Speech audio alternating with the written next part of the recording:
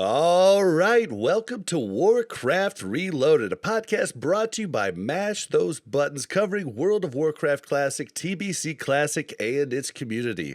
I am Bobby, also known as Blazzinbob, and today we're joined by Ryan, aka CognitivePit. How you doing? Hi, I'm good. I wasn't expecting that level of enthusiasm, but It's TBC, baby. TBC.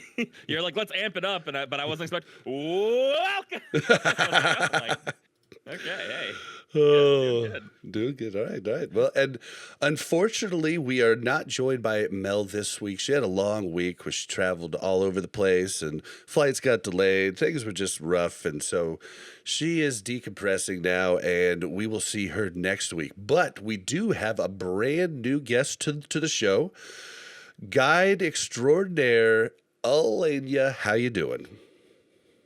I'm doing great. Thank you for having me, guys. Thank you for coming. We're excited. So this episode we're going to talk about what we've been doing, because a lot of us have been doing a lot. Then we're going to talk about some, the news that's come out, and then we're going to talk to Alenya about her guides that she makes for leveling, and talk about some plans for TBC leveling. So with that being said, let's jump into it. We had no new iTunes reviews this week. You can't win them all. I think Yip telling them to slow down on the reviews hurt us bad there. Yeah, this is my fault. Specifically, let's slow down on the reviews, and now there's none. I wasn't expecting that drastic of a change. It's okay though. But maybe next week. So let's just jump in. What has everybody been doing? Who wants to go first? I'll start. Let's see. What was I doing in WoW? PvP was the big one. I think that's where I've been spending most of my time. Besides helping to level the shamans, we had our shaman crew re-rolling because we play Alliance, of course. And we had a bunch of people, maybe 6-7 people who were leveling shamans, and I think only like 5 or 6 of them were actually re-rolling. So we did some boosts, stockades, a couple dead mines. Here's a tip. It's a little bit late. I didn't realize how good dead mines is. It's so much better than stockades. I was To so start, mistaken. Yeah, so not just at this. Well, yeah. So at 15, my head was like, oh, go to stockades. You're 15 now. But all the way up to like 20, 21, dead mines is way better. You get way more XP per lockout as well too, which is the most important thing. In stockades, after 20 minutes, you're locked out, and like flying somewhere takes 15 minutes, so it sort of ruins everything. But dead mines, if you're boosting people, is really useful. Might be too late by the time you hear this. But we did some of that. Stockade, Scarlet Monastery was the big one where we spend like all day in there just on my warrior, so it's super slow, but we got through it. And then PvP, I finally whipped out Might of Menethil for some serious action. You definitely whipped it out.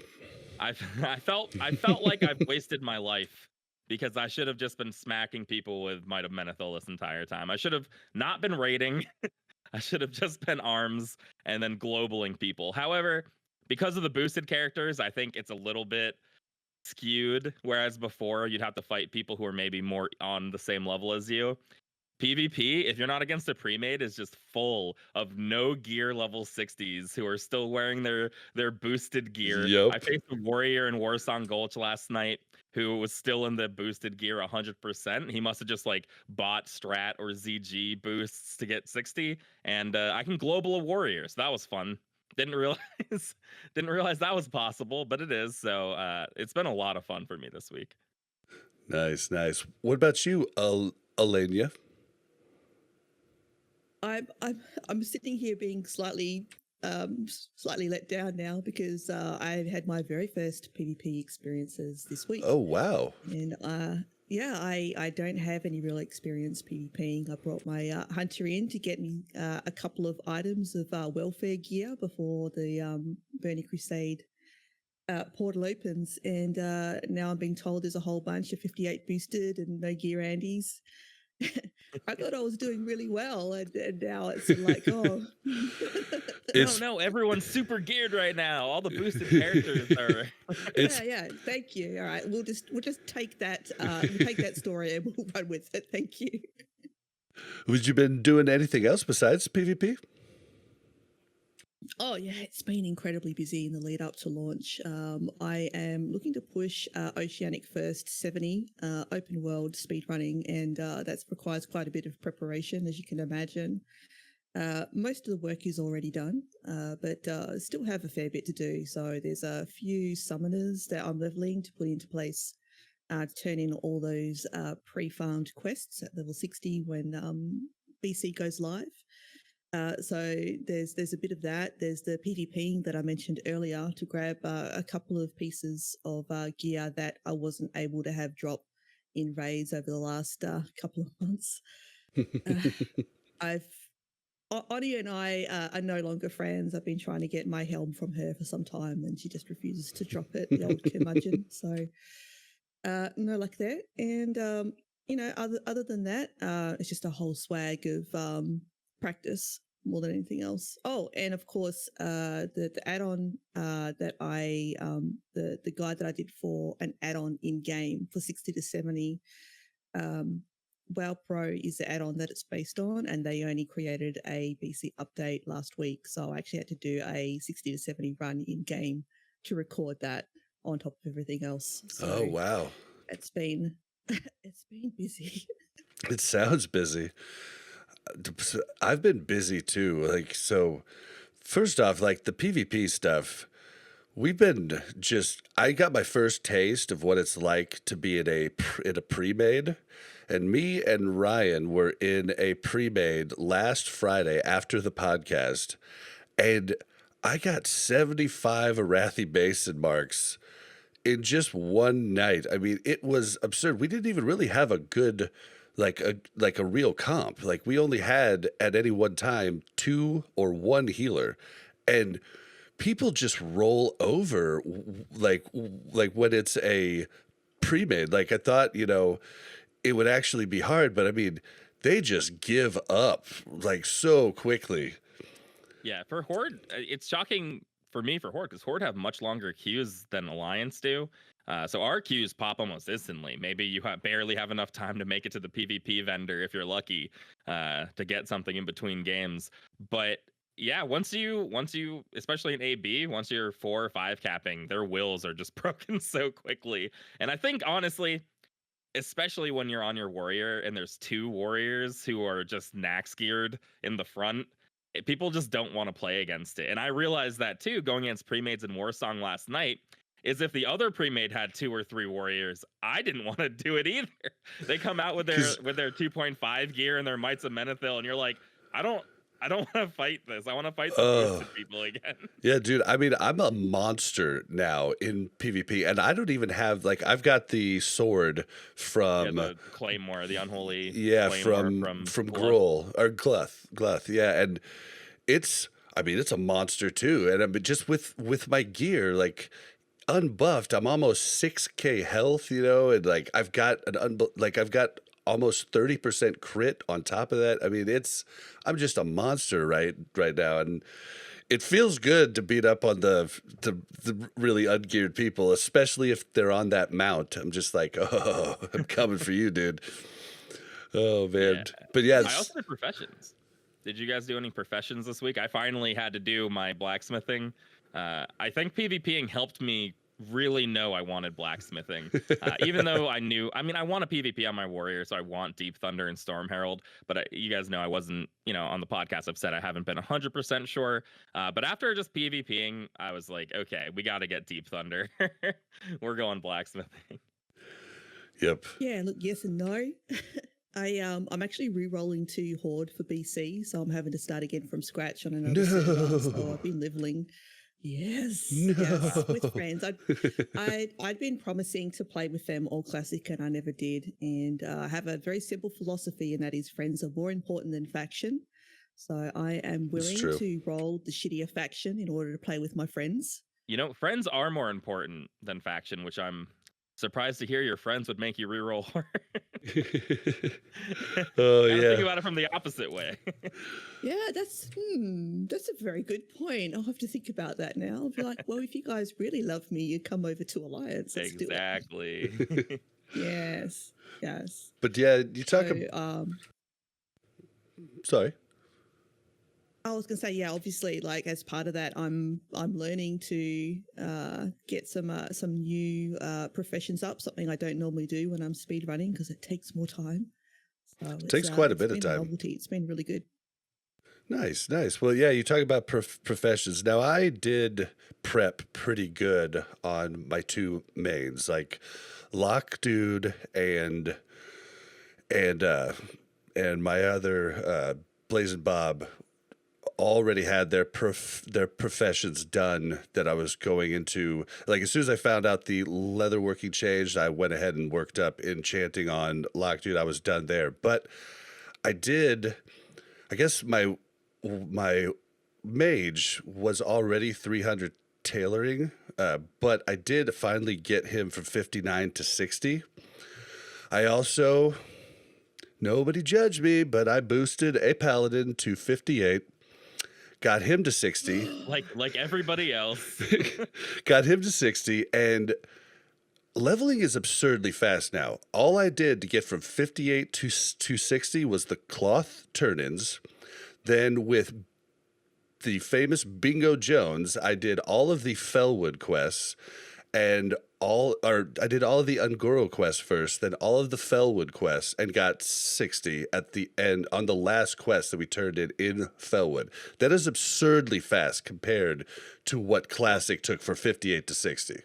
What's really interesting is with the leveling changes, it almost feels like the game wants you to level to 60. Whereas before you'd hit certain levels where you'd be like, I'm out of quests, or I have to go so far away to do 2 quests in this new zone. Now it's a little more, it feels a little more rounded out. When we're like helping some of these shamans level, there were actually a good amount of quests to do, and they were appropriately leveling up to either the next dungeon or another zone to do. Whereas before, it's just, there's so many gaps that at least without a guide, maybe Alenya knows better than we do. Leveling like without a guide, it's like, where do I go from here? I've done the quest. There's no zone near me. Yeah, it was rough, and it was funny when Winky came on the pod and told us that Horde don't have that problem in the 40s like Alliance do. Like they have quests that keep going. And I was like, are you kidding me right now? I didn't know that. We probably have quests. It's just our cities to where these zones are just don't make enough sense that they feel like it's like you're sitting up in I don't know what's like a 38 zone. I don't know. You're somewhere over in Eastern Kingdoms, and now you need to go to Tanaris, and it's like, okay, let's go down to Barrett Bay. We'll go to Theramore. This is the first time I've been over here because we don't go to Thousand Needles. Really, we don't go to the Barrens, so we have to run all the way down to Tanaris. Then you're there. Then there's like the beginning quests. You've got like 5 or 6 quests. But then you're out because the other ones are 44 and 45 and 46, and you have to leave Tanaris now. It's just too much. But now it's a little more rounded out with the extra quest zones and the faster leveling. It makes a huge difference in Classic, and actually even in the speedrunning guide I had for Alliance side for WoW Classic, the 40 zone is a horror zone for Alliance. You actually don't have enough quests, so you have to grind. That's why people complain about it. There's this weird drop off of quests and quest chains that you can do at that level, and normally we end up grinding out about 3 or 4 levels worth before you continue on for that specific reason. So it's not just you. Good. Yeah. I'm glad it's not just me.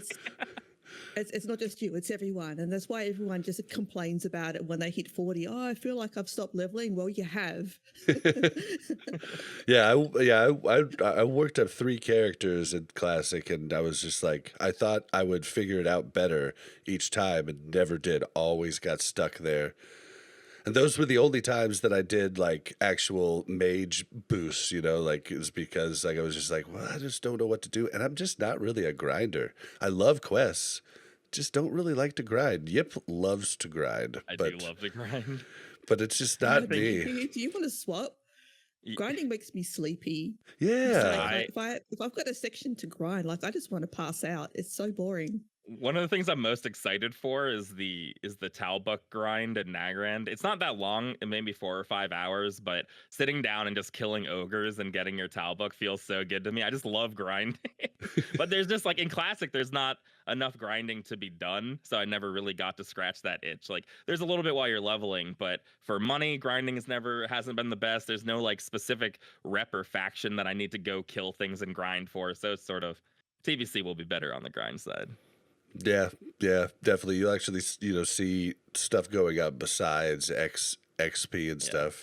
And I've been grinding primals on beta, trying to find out where the best farm spots are. And it's just, I love farming moats of water, moats of fire. They drop so often, and every time I see them, my eyes light up. I'm like, yes, moats. So yeah, What's your favorite grinding spot so far? My favorite grinding spot is the eels in Zanger Marsh. I think there's 2 sets of eels. One don't drop moats of water and one do. I think it's the lagoon eels that do, but there's so many of them that it's the only place for me to farm waters that isn't super annoying. Maybe Elemental Plateau if no one was there, but a lot of the times water elementals are like actually underwater in the Burning Crusade, so you have to swim. And I've died. Like I've died every time I farm water because I just can't pay attention to my breath that long. So the eels for me, you can stay toward the top and not die too often. Oh, and man. the drop rate's Fighting insane. in water. Fighting in water's got to be like the worst thing ever. Yes, yes. I remember in Cataclysm there was a whole zone that was underwater only, and I was like, "Oh, get me out of here!" Yeah, and that's after they made changes to try to make it like a more pleasant experience. So it's just it just doesn't work too great. Yeah, yeah. I mean, you think like I'm flying, this should be cool, right? But no, nope. Oh, but yeah. So then the last thing that there's so many other things I've been playing so much, but the last like big thing is I went a little nutty on my paladin. So I do tell. yeah, I went on a little bit of a spending spree. I bought all the stuff that You're our layers told me to buy, and now I can SM one pull. Like it's really crazy, and I've been just like working up professions, pulling all these dungeons, like looting everything. Like it's been freaking awesome. I've been having a blast. I went and tanked BRD with a whole bunch of the chamois in the guild that we're working up, and 58 healer, and it was just a blast. Like paladin taking is so easy compared to warrior taking that I can't even explain. Warrior taking, I feel like I'm like tabbing everywhere. I'm trying to like make sure everything's right, and paladin, I'm like consecration. Job's done, dude. I just want to check. You're talking about in classic or retail? Classic, yeah. He's talking. So he's not talking Okay. about tanking. He's talking about Scarlet Monastery and like stockades. Yeah. Tanking is not. tanking. Yeah, real tanking as a paladin right now isn't perfect. I don't know. but I it did is- pretty it good is at not. BRD. But we'll have to see, like going to Skolomance and stuff like that. We'll have to see. The problem arises when the people with you are geared versus not geared. When you're with like people you're leveling, I think that paladin's totally fine. But yeah, it Yeah, is a we'll little see bit if rough. they like It- rip aggro. I'm Like, sorry. I'm having this mental image of Bob with his paladin, just like going, "Oh yeah, consecrate, and I'm doing great as a tank," and like the other people in his party are like neck scared, Yeah. just looking at Bob having to write stuff, going, "I'm helping." yeah, let them have it. I was pulling in BRD. I was actually pulling like at times like 800 to 1K damage with the spec and all the spell power on the consecrate. Like the bigger the pack, like the more like DPS you do. It's nuts. But you're right. Like a tier 3 could probably rip aggro from me pretty easy at Yeah. my current gear. The biggest problem too is the mindset you have as a warrior tank. You need to just realize you can't. Like if you got a mage in there, you got 6 mobs and they're gonna like AoE everything. You just have to have that like agreement. Like, listen, I'll tank 3 or something of these, but you're gonna need a Nova. There's just no chance. My Whirlwind hits 4 things. My Thunderclap hits 4 max things. If we've got 5 or more mobs, you got to be ready. Yep. I've come to terms with that. Oh man, yeah. Warrior tanking was one of the hardest things I had to learn in Classic because I had never played Warrior, so it was definitely hard. But yeah, I've just been doing a lot, dude. Like, and I've been enjoying every bit of it. I've been like helping everybody level. It's been a really good time. There's so many people in the guild that are on. There's so many people coming back to play. The auction house is booming. It's been a great time. Yeah, now's a good time. It's time to join a good guild, guys. If you're sitting out there and you're not having a good time with your guild right now, now's the perfect time. There's so many guilds popping up, forming. That did not happen a lot during Classic. I didn't find not a ton of good guilds ended up being created in the middle of Classic. It seems like they were created at the beginning or they transferred on. But right now, our guild is popping. We got 20 people on at any hour of the day. Everyone's doing stuff together, and it's only going to increase in TBC. It's so much fun to have people online and not raid logging that if you're still in a raid logging, if people are raid logging in pre-patch, I'd be worried. It's time, unless you know they're busy. It's so much fun. You got heroics to do come TBC. You want to be in a super active guild. It's just been a serious blast in pre-patch with everybody online doing stuff again. Yeah, it's been a really good time. Does anybody else have anything else they want to cover on what we've been doing lately? I know I missed stuff, but man, it's just been I've just been playing constantly.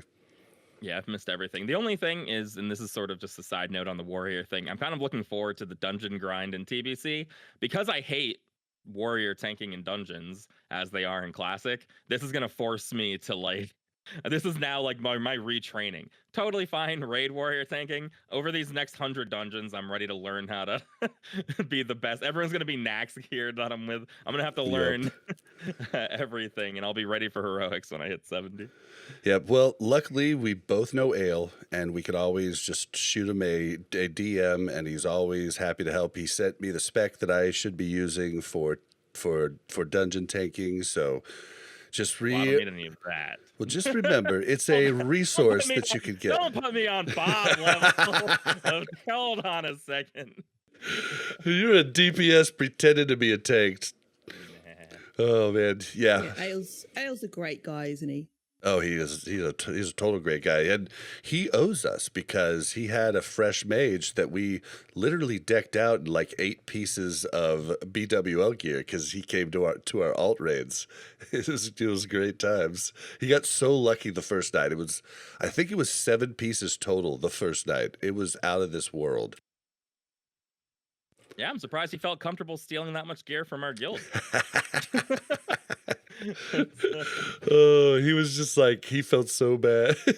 We're like, don't, dude. It's totally fine. All right, well, with that being said, let's move on to the news. So first off, there was a bunch of hot fixes, but the one that I kind of wanted to touch on is cross-realm party invites and chatting has been fixed. Now, when this first popped up, this scared the crap out of me because I'm like, oh my God, do not give me Dungeon and Raid Finder. Please, cross-realm, don't do it. I don't want it, please. But it turned out to just be a bug. It was probably because it was probably code that was from the Classic era servers, which, by the way, guys, are dead. They are. I've seen multiple videos. I haven't logged in for myself, but they are dead. But so what did you guys think about this? Did this freak you out at all? I mean, we did talk about it a little bit, and I think I said there's no way. I mean, it's just got to be something to do with Classic era because they're combining servers there. It just seemed to make sense that all of that nonsense was just nonsense. They're not gonna send us doom and gloom a minute before TBC comes out. Like, here's some massive you're gonna cross realm group. That's how we're fixing these horribly imbalanced servers. Cross realm. What's your thoughts on cross realm grouping, Alenya? I wasn't too worried about it. I think that there's certainly some alarmist elements in the community that sees things like that and panic. But I mean, you've got to remember, even when Classic was in beta and they were getting that set up, we had similar things crop up where, you know, there were some artifacts from the base that they built Classic on that you could mine out of the beta, and you know, people go, oh my god, you know, LFG is going to be in blah blah blah, and here we are with Burning Crusade Classic coming out, and lo and behold, oh my god, LFG is going to be in. It's like, dude, come on, that was 2 years ago. you got to give them the benefit of the doubt a little bit while they're still building. It's like, don't go too crazy.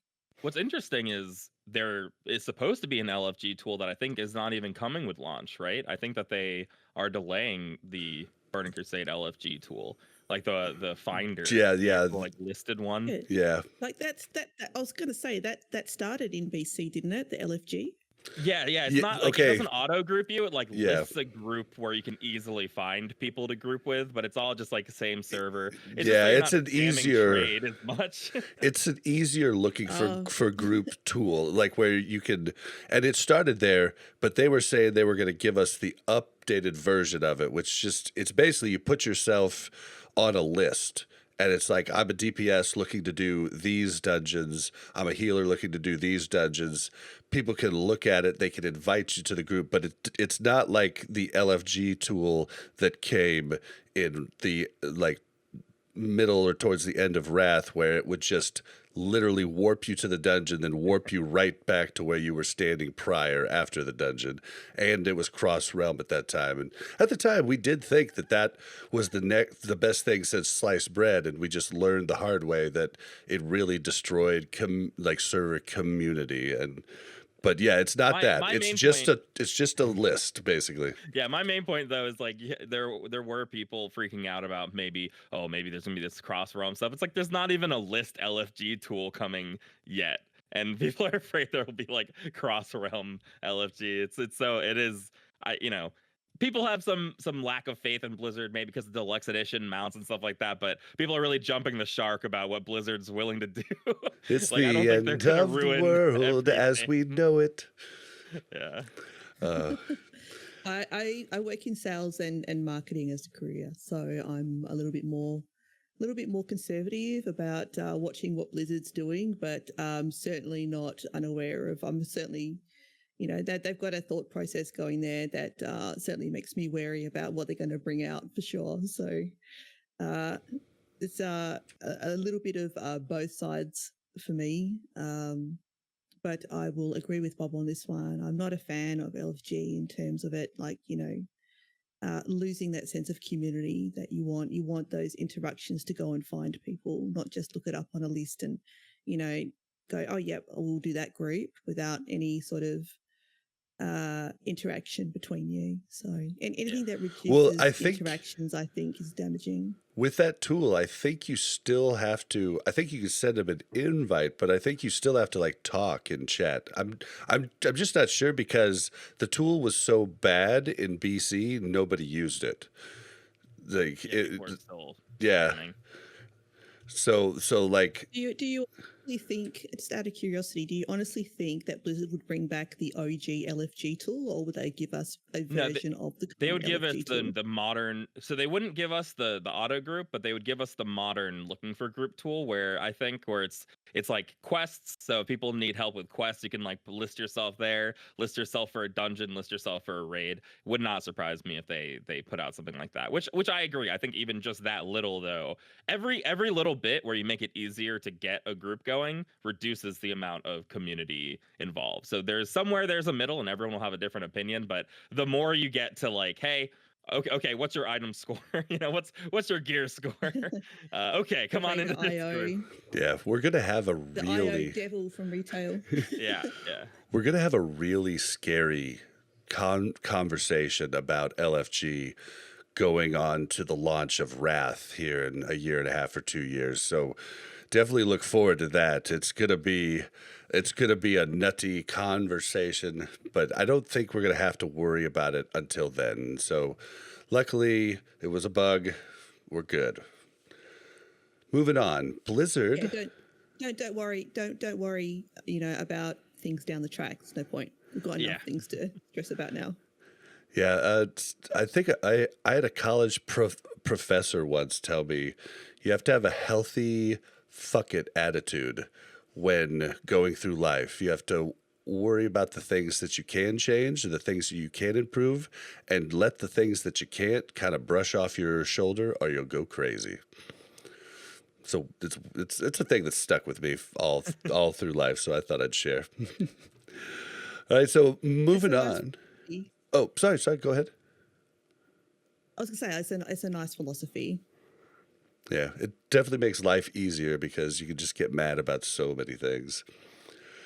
Oh, so Blizzard on limited supply vendor recipes for Burning Crusade. So in Classic, everybody should remember, or maybe everybody doesn't. Maybe they just bought it off the auction house. But there was often crafting recipes that would have a little one by them. You could only buy them on a specific timer. You could cheese it some with layers, swap a layer, and still find that recipe. There were quite a few of them. They were in original TBC, but it looks like Blizzard is going to get rid of those, and it's just going to be like for instance, transmute primal might used to be on a timer, but it looks like now they're just going to let anybody buy it that comes up, so you don't have to. Yeah, I think this is kind of a good change because people just took advantage of it and just made money for nothing off of it. Well, it's not. It's so I don't care about that. What I care about is the bots that are there 24/7, still buying out Runecloth bag. You still cannot go buy Runecloth bag on Whitemane of your own volition because there are bots there doing it. So bots ruin everything. Yeah, my problem is that, I mean, it's not great. It's, you know, I kind of liked the limited recipes. One of my favorite ways to make money is well, and back in the day, I don't do it now, was just traveling around to the limited vendors and buying all that stuff and then reselling on the auction house. I think it's fun, it's useful, you're providing a convenience for people. But when bots make that kind of convenience thing into it's just impossible for a real player to get this, for something like Primal Might, that would be economy shattering if only the bots could transmute primal mites for the first few weeks of TBC. It just isn't something that it's just not healthy for the game at all. So it stinks. It's one of those things again where they're changing the game to make up for bots, but I mean, if only bots can make primal mites, I don't know what you do. I'm not a fan of them just constantly touching stuff. It's just like, just leave it the fuck alone. You know, it doesn't. And sorry for the language. Look, you don't need to do that. What they should be doing is getting rid of the bots. We've all been saying this, Get rid of the bots, because it, like, you know, part of the thing about like fighting over recipes and trying to find someone who has it, that's interaction in the game. Yeah. Like, so what they've done is, instead of forcing people to try and outcompete bots to get these, like, okay, we'll just give them to everyone.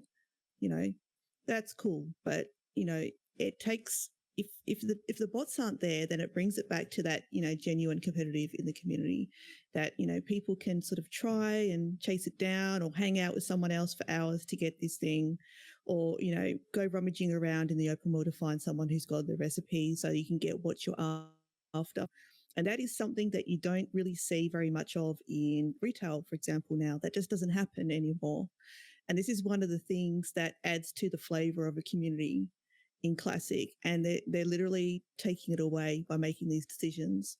If they remove the bots, which would be nice. Sounds like the smartest thing to do. It just, less of an issue. It's either really hard and we just don't understand that it's really hard, or they just really want to push the token narrative.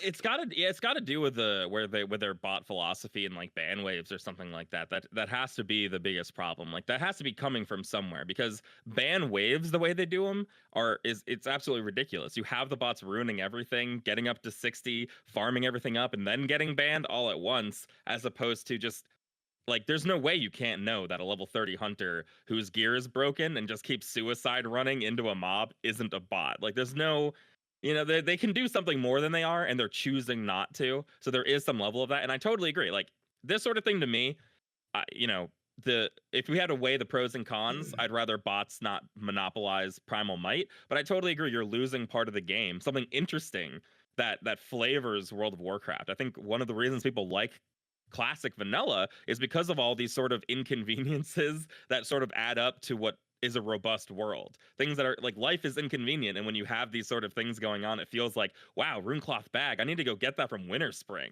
That's so far away, that's so interesting. But Well, then to show and up and find 5 people who are named a random series of letters, it's like, okay, well, this sucks too.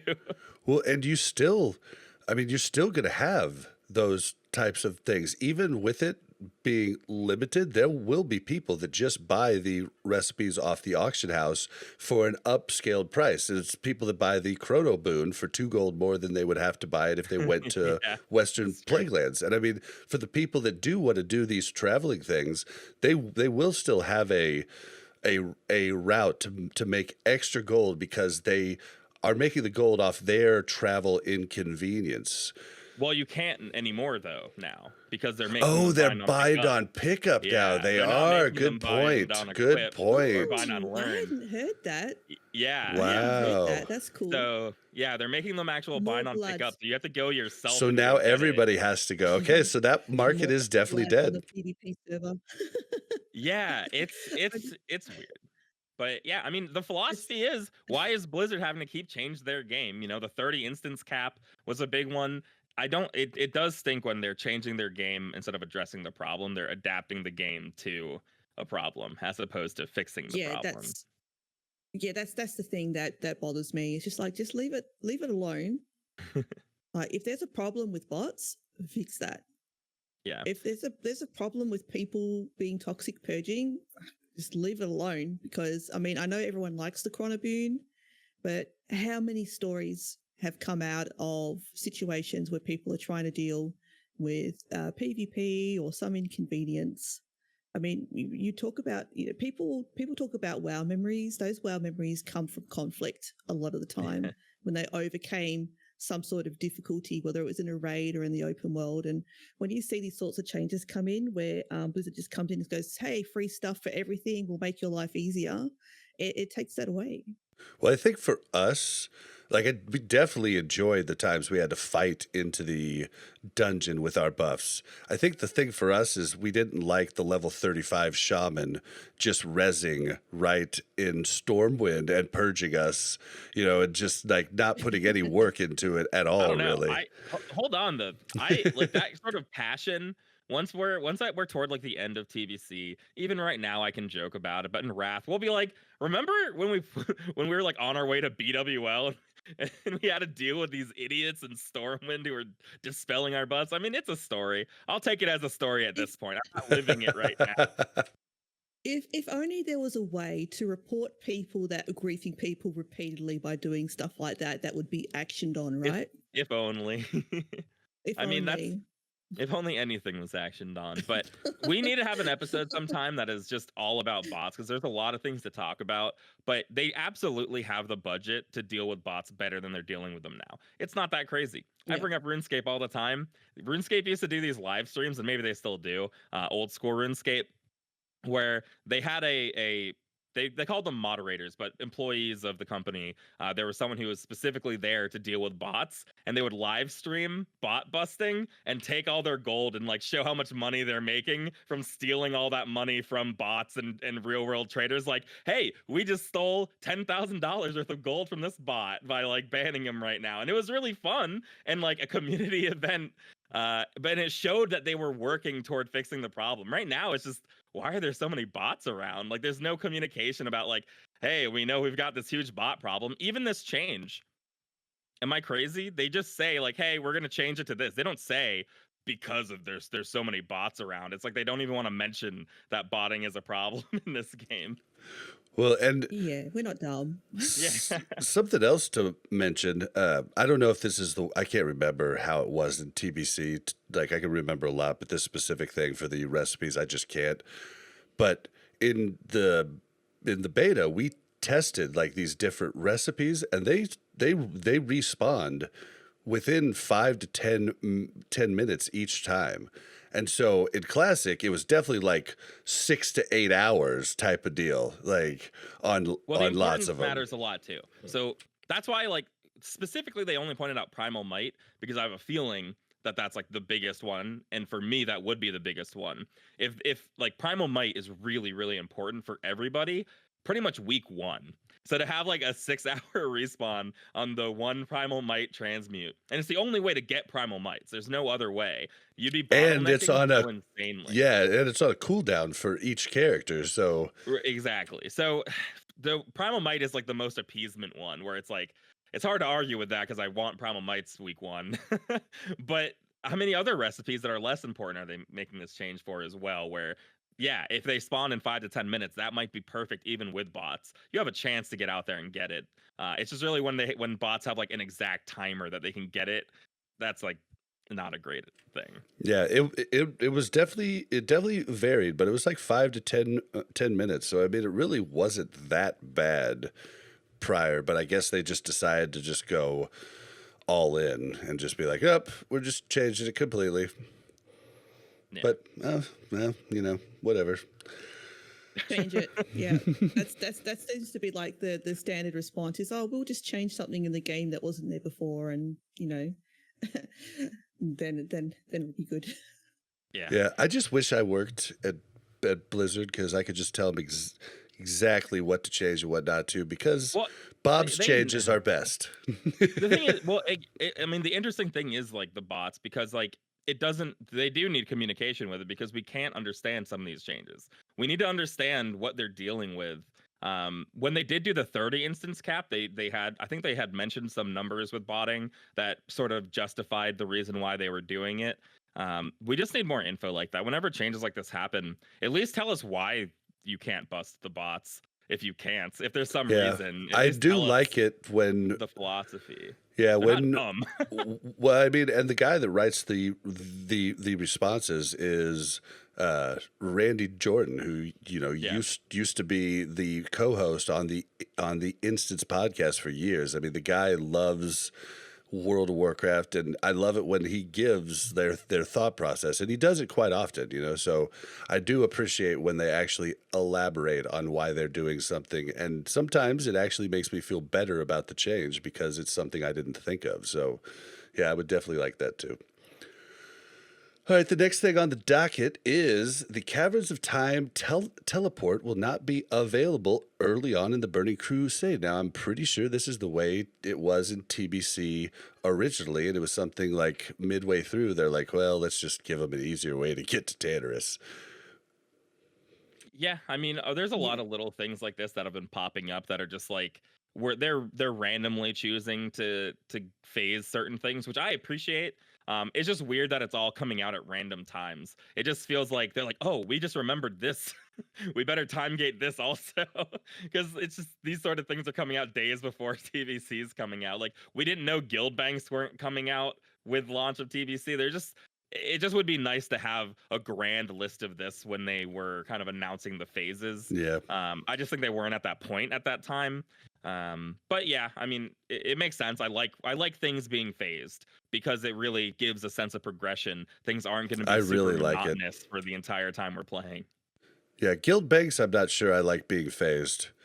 But like most things, I liked everything that they did phase in Classic because it gave you a little carrot on a stick, a little exciting thing. Like I remember when the Titanic leggings were coming out, and we're like, "Who's getting the first recipe? He's gonna make a fortune. I'm gonna pay him 300 gold to make my legs because I want them now." You know, and like that was exciting. What's interesting is the guild bank change is the only one I've seen that looks 100. Well, maybe the LFG tool too, but the guild bank looks 100% technical. They didn't say, "Hey, we're phasing it to keep it consistent." They said like, "Hey, we're gonna work to get it out sooner." But by the way, it did come out in ZA last time, so you can't really blame us for not having it out. But they were like, "We're gonna work to get it sooner." I just think it's just not done. They just don't have a non-retail version of the guild bank or something, so they need to build it. Which again is just one of those things where I don't know.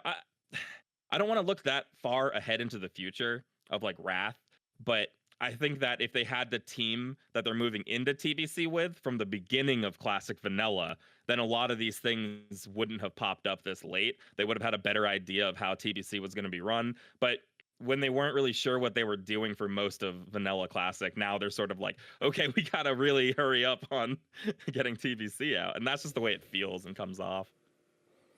R.I.P. Omar. Do you have any thoughts on this, Alenya? Look, I just feel it's a little rushed. I know that this was very close, I think, to the original timeline a while ago that got leaked for Burning Crusade. So obviously if that was the case and that was their original plan, they've managed to stick to it quite well. But it kind of feels like it's at the cost of it actually being ready at launch. But we had the same issue with Classic as well. Don't forget, Classic Beta they only allowed us to test up to level 40, for example, which is less than half of the actual game content as far as open world. So there were some problems on launch. I know with BC they'll fix it as they go along, but there is still an awful lot of stuff that needs amending. Like hunters have still got a lot of broken things, for example, that you have to macro to make them work. Wow. I'm sure the other classes have the same issue. There's issues in the open world. There's tuning questions. Yeah, my warlock pet, I was just going to throw it in there. My warlock pet he has a mind of his own a lot of the times, currently in pre-patch. But were you going to add anything else after that? Sorry, I just wanted to bust in with that. Oh no, you're absolutely right, and I know warlock pets were an issue as well.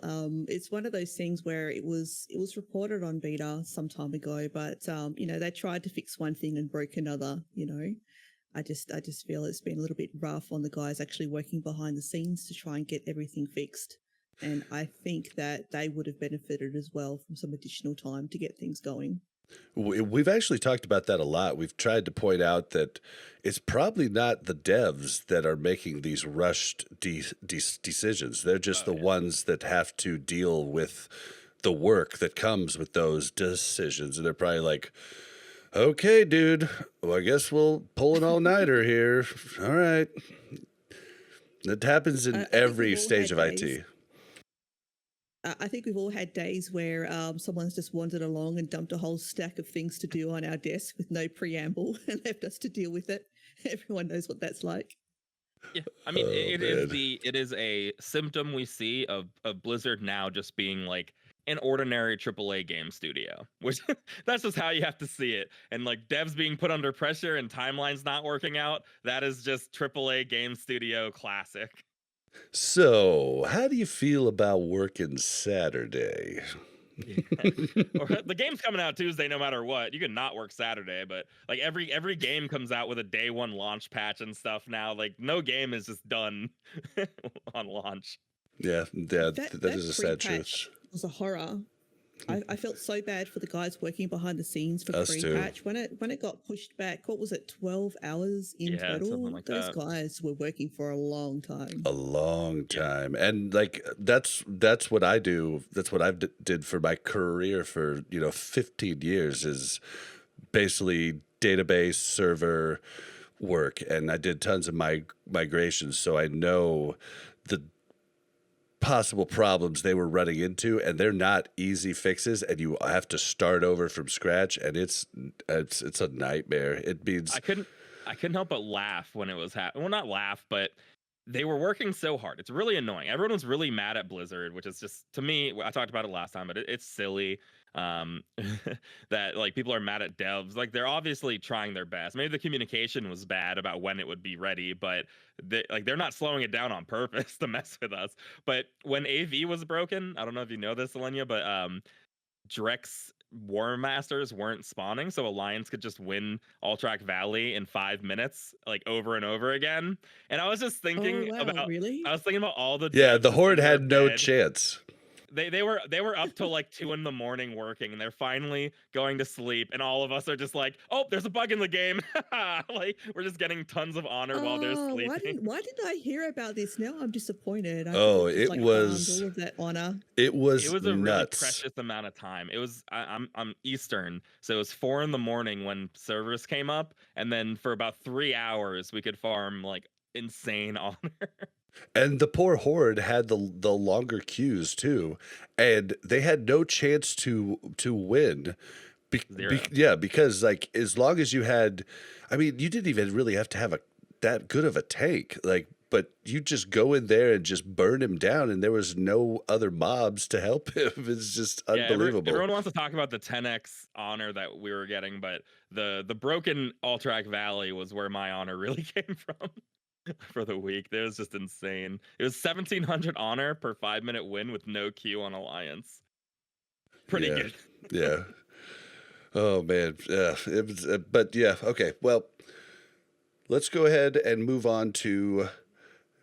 Jip's got a lot of thoughts about this. I have some thoughts. So I'll go first. This is the Burning Crusade Classic promotional video that features Ron Perlman. Holly from the team is in the commercial. It brought me back thinking about, like, you know, a night elf mohawk, you know, Mr. T, and then like the Chuck Norris, you know, Burning Crusade commercials. It felt cool. I will say I liked the song that they did for Classic more than this one, but I really enjoyed this and thought it was fun. Definitely there were some cringe parts, but that's where I fell. Is I thought it was fun. I'm glad that they did it. Did you have a chance to see it, Alenya? Yes and no. I watched about half of it and went, okay, and turned it off. Fair. Okay. Here are my thoughts. I like that they make it. It's nice to put a little budget into this. BC marketing has been like pretty whatever. They haven't really, I don't know. It seems like Blizzard still really just relies on display ads everywhere. Like on YouTube, it's like, come join the battle, Illidan's back. And I'm like, okay, this is where your marketing budget goes. But they made it a cool little video, whatever. First of all, whoever wrote it doesn't care about BC at all. All they do is name drop things like, hey, remember Gruul's Lair? How about Illidan? How about Black Temple? And there's no like actual there's no thought into any of these things. No one's mentioning any depth to these things. They're just naming them. So that's my first issue. Yeah. Second issue. What is this game called? What is Classic WoW called? Because the guy in the song says that the person like was like the destroyer of Gruul, but this was back in Classic when fights were hard. So are we playing Classic now, or is Classic vanilla? What? So to me, I think we should call it like TBC vanilla or something. You shouldn't call 2007 the Burning Crusade. You should not be calling that Classic like they do in the song, because this is Classic. So that's just confusing. They're I don't know. So confused. I feel like because my friends at Blizzard like often quote TBCC. So the Burning Crusade Classic. I think Classic just means the classic game. I think WoW Classic was WoW Classic Vanilla. And they just call it WoW Classic because it was originally titled World of Warcraft, and it didn't have the Burning Crusade or Wrath of the Lich King. They're calling the Burning Crusade period Classic. They're calling the old version Classic. That's what's confusing. Yeah, I'm with you on this one. Yeah, okay. They're calling that would be like calling 100%. Vanilla it's Classic. Vanilla. Yeah. It's so Vanilla it's very and Crusade, and we have Classic now.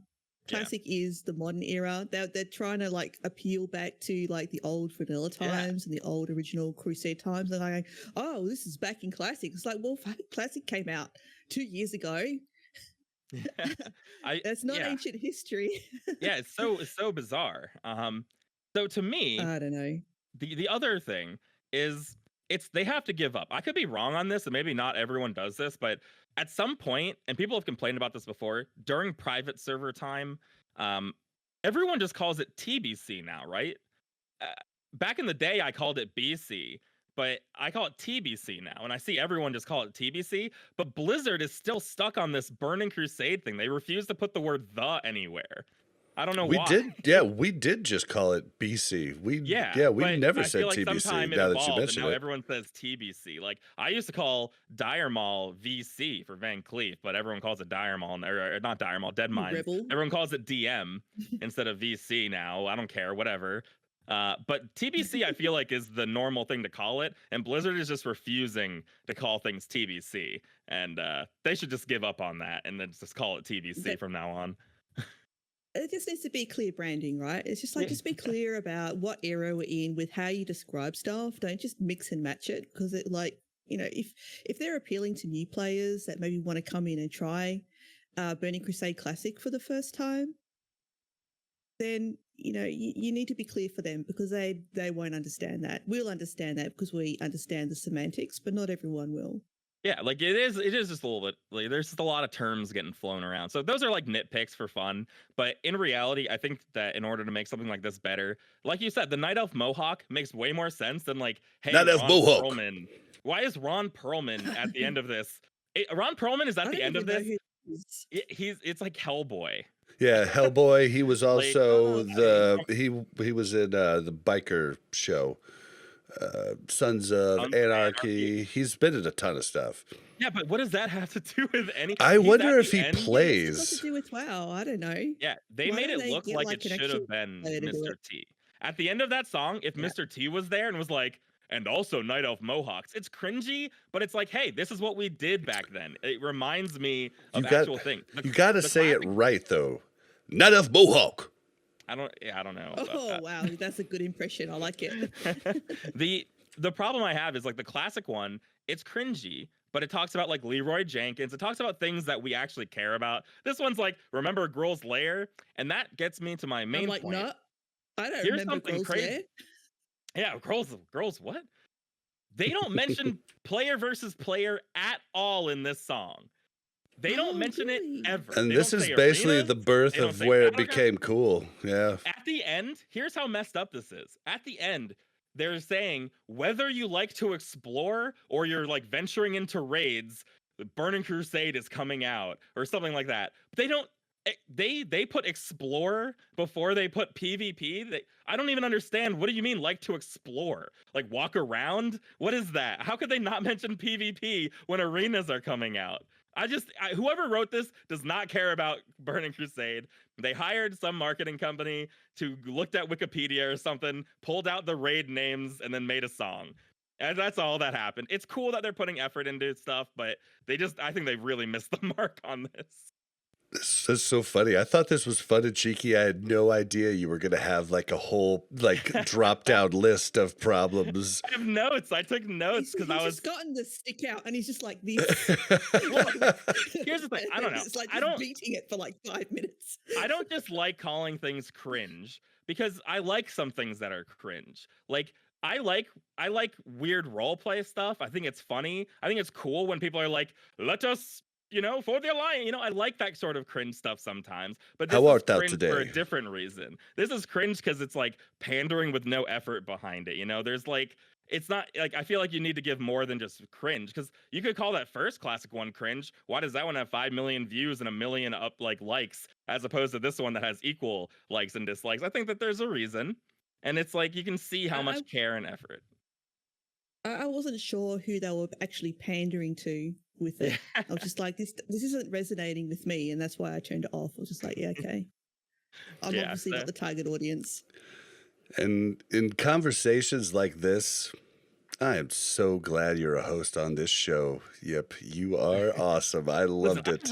I've written countless parody songs in my life, things people have never even seen. And I'm just saying that they put no effort in this. This is a 20-minute song they put together. Like, to write the lyrics of this song, they put zero work in. That's all I'm saying. Well, there's no passion. We do know the devs listen to the pod, so hit Ryan up. By the way, everybody, don't be mad at the developers of Classic WoW for this. Your funds to fix botting did not go into this either, so don't be mad at that. Like, they weren't like, should we fix bots or should we make this video? I see some really weird arguments people make online. Like, I don't know. Oh, I think you could be a fan. I think you could be a fan of the game and be critical of it as well. Yeah. And For I sure. think you got to have those robust conversations, and it's got to be open and genuine. In order to give the right feedback back. If you're just glossing over it, then that's no real benefit to the people that are producing the game in the background as well. They really need to know what we really think, not just having a spray or venting, but actual solid feedback is pretty valuable for them, I think. Definitely. And one other thing to bring up that Yip and I talked about in pre-show, but forgot to mention, but Info Guy in chat mentions it, is the like to dislike ratio. And he believes that it's directly as a result for the deluxe edition and the boost. And I have to agree with him. What do you guys think? I mean, obviously there are variable factors. You can't say for sure what caused it. I'm obviously biased. This is our guess. This is our guess. This isn't like in my rant I put together, I know that the like and dislike ratio does not have to do with the fact they didn't mention PvPers. I was kind of spinning that tail to work in my in my way, but the problem is that I talk more about like the Wowhead comments, the comments on the video and stuff like that. And a lot of them are about it being like cringe or yelling about them not fixing bugs. So that's where I'm drawing that from. I'm sure that the reason it's like 50-50 like to dislike is not because the video is a little bit cringe. I'm sure it has a lot of these external factors coming in being like, deluxe edition. Like, so I mean, of course that's a factor of it too, but for my own personal reasons as well, though my rant was more personal than about the like and dislike. Gotcha. Those like dislike ratios are absolutely like worthless. So it's like people just jump on and say, I'm going to hit a dislike because I saw a 58 boosted tune yesterday and I'm not happy. It's like it's absolutely useless feedback for the game. They can't do a thing with that. I don't understand why people don't get that in 2021. But if you're watching this, guys, like and dislike what you're looking at. Like if you've got some beef, then try to put it through a productive channel for God's sake. You're talking about the boosted stuff, and I don't even know if I want to tell this story on the podcast, but I'm gonna do it. Please don't at me. So I boosted the Paladin, right? And I'd been drinking a little bit that night, and I got into the boosted Paladin, and I was like, they didn't even give me a weapon?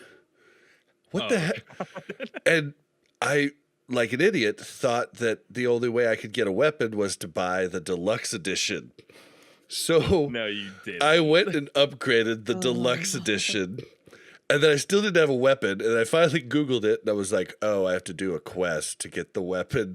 The quest was like right in front of me, and I was like, okay, well, I bought this stuff.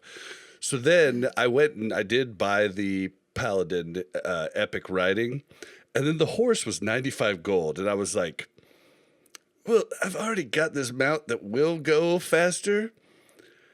Oh, no, you didn't. Oh, I was riding the mount around Stormwind, and I was so embarrassed that I was walking most of the time because I was just embarrassed that I was on this mount. So I went back and spent 95 gold just to buy the horse so I wouldn't be on that store-bought mount. It was a whole like a drunken roller coaster of bad. I hadn't heard that second part, but the first part with the weapon, I remember thinking as you were like, where is, like, how come I didn't start with a weapon? And we're like, there's a quest 5 feet in front of you when you spawn in, but you had already left that, and you're like, where did I spawn in? I don't even know. And we're just like, this is why. I love you, Bob, but like this is how it starts. When they're like, okay, we need to just like auto give people quests because they're not understanding that you need to pick up quests. Like we need to start. You're starting the top of the slippery slope when you're like, where's my weapon? I'm just telling you, I was genuinely embarrassed walking around on that freaking mount, like genuinely embarrassed. And the mount sucks. Like, you know how like most mounts you could get through doors and you could like be mounted for a good amount of time before it actually pulls you off? Not with that stupid store-bought mount. It doesn't fit through any door. So you have to dismount manually before going through any door. That's any big mount though. If anything, that's a positive because now the store-bought mount is not the BIS mount because of that. I will say something else I noticed leveling with Bingo Jones. He had that big old elephant because he's Hmm. Draenei, and yeah, he would never get dismounted in the water that I would get dismounted in on my horse, and I was like, "Pfft." Oh yeah. Yeah, that's the thing. Well, hold on. So, okay, you shake your head at this, but did you know that in the Maradon pull, and maybe like the updated like 80 trillion Maradon pull mobs don't do this, but back in my day when Maradon was 300 mobs, gnomes actually can't run through some of the water. They have to swim through some of the water. I So it actually was found actually, that on yeah, DM so jumps. yes, it was actually a big problem too that like gnomes do have they're smaller and they interact with the world that way. So it is interesting, but All right, hey, well, Is it a problem though? Is it a problem though, or is it flavor? Because it is still at the end of the day an RPG world, so you should have different difficulties based on what class and and I what mean, race you're playing. they are vertically challenged. I mean, as you know. a human warrior who does not have escape artist, I don't want to hear any gnomes complaining about anything because you get escape artist, but you're really tiny. That's like the trade-off. You get an amazing racial. They're just so cute. They're so cute. All right, so the last bit of news has actually been completely reverted, but I thought we would talk about it because we were wondering about ping and stuff when this came out, but they initially said that the Oceanic realms were going to share a battle group with the American realms. And the first thing I thought is, what about ping? But this was reverted, but I just wanted to get you guys' thoughts quick on it. Well, someone probably has the most important thoughts, and it's neither of us. Exactly. We actually have an Oceanic player here, so let's hear your thoughts. I woke up to literally everyone I knew losing their fucking mind over this. Yeah, I bet. Josh, probably there- the there was- biggest one. Yeah, I mean, everyone was having a spray, and rightly so. I think, to bring in this level of change a few days before release. I know Arena's not supposed to start for a month, for example, but still to bring in that sort of change right before release is just, I don't know what they were thinking. I try to be like, on the, side of generosity when it comes to decision making. Sometimes people just don't think things all the way through, but this was a no brainer.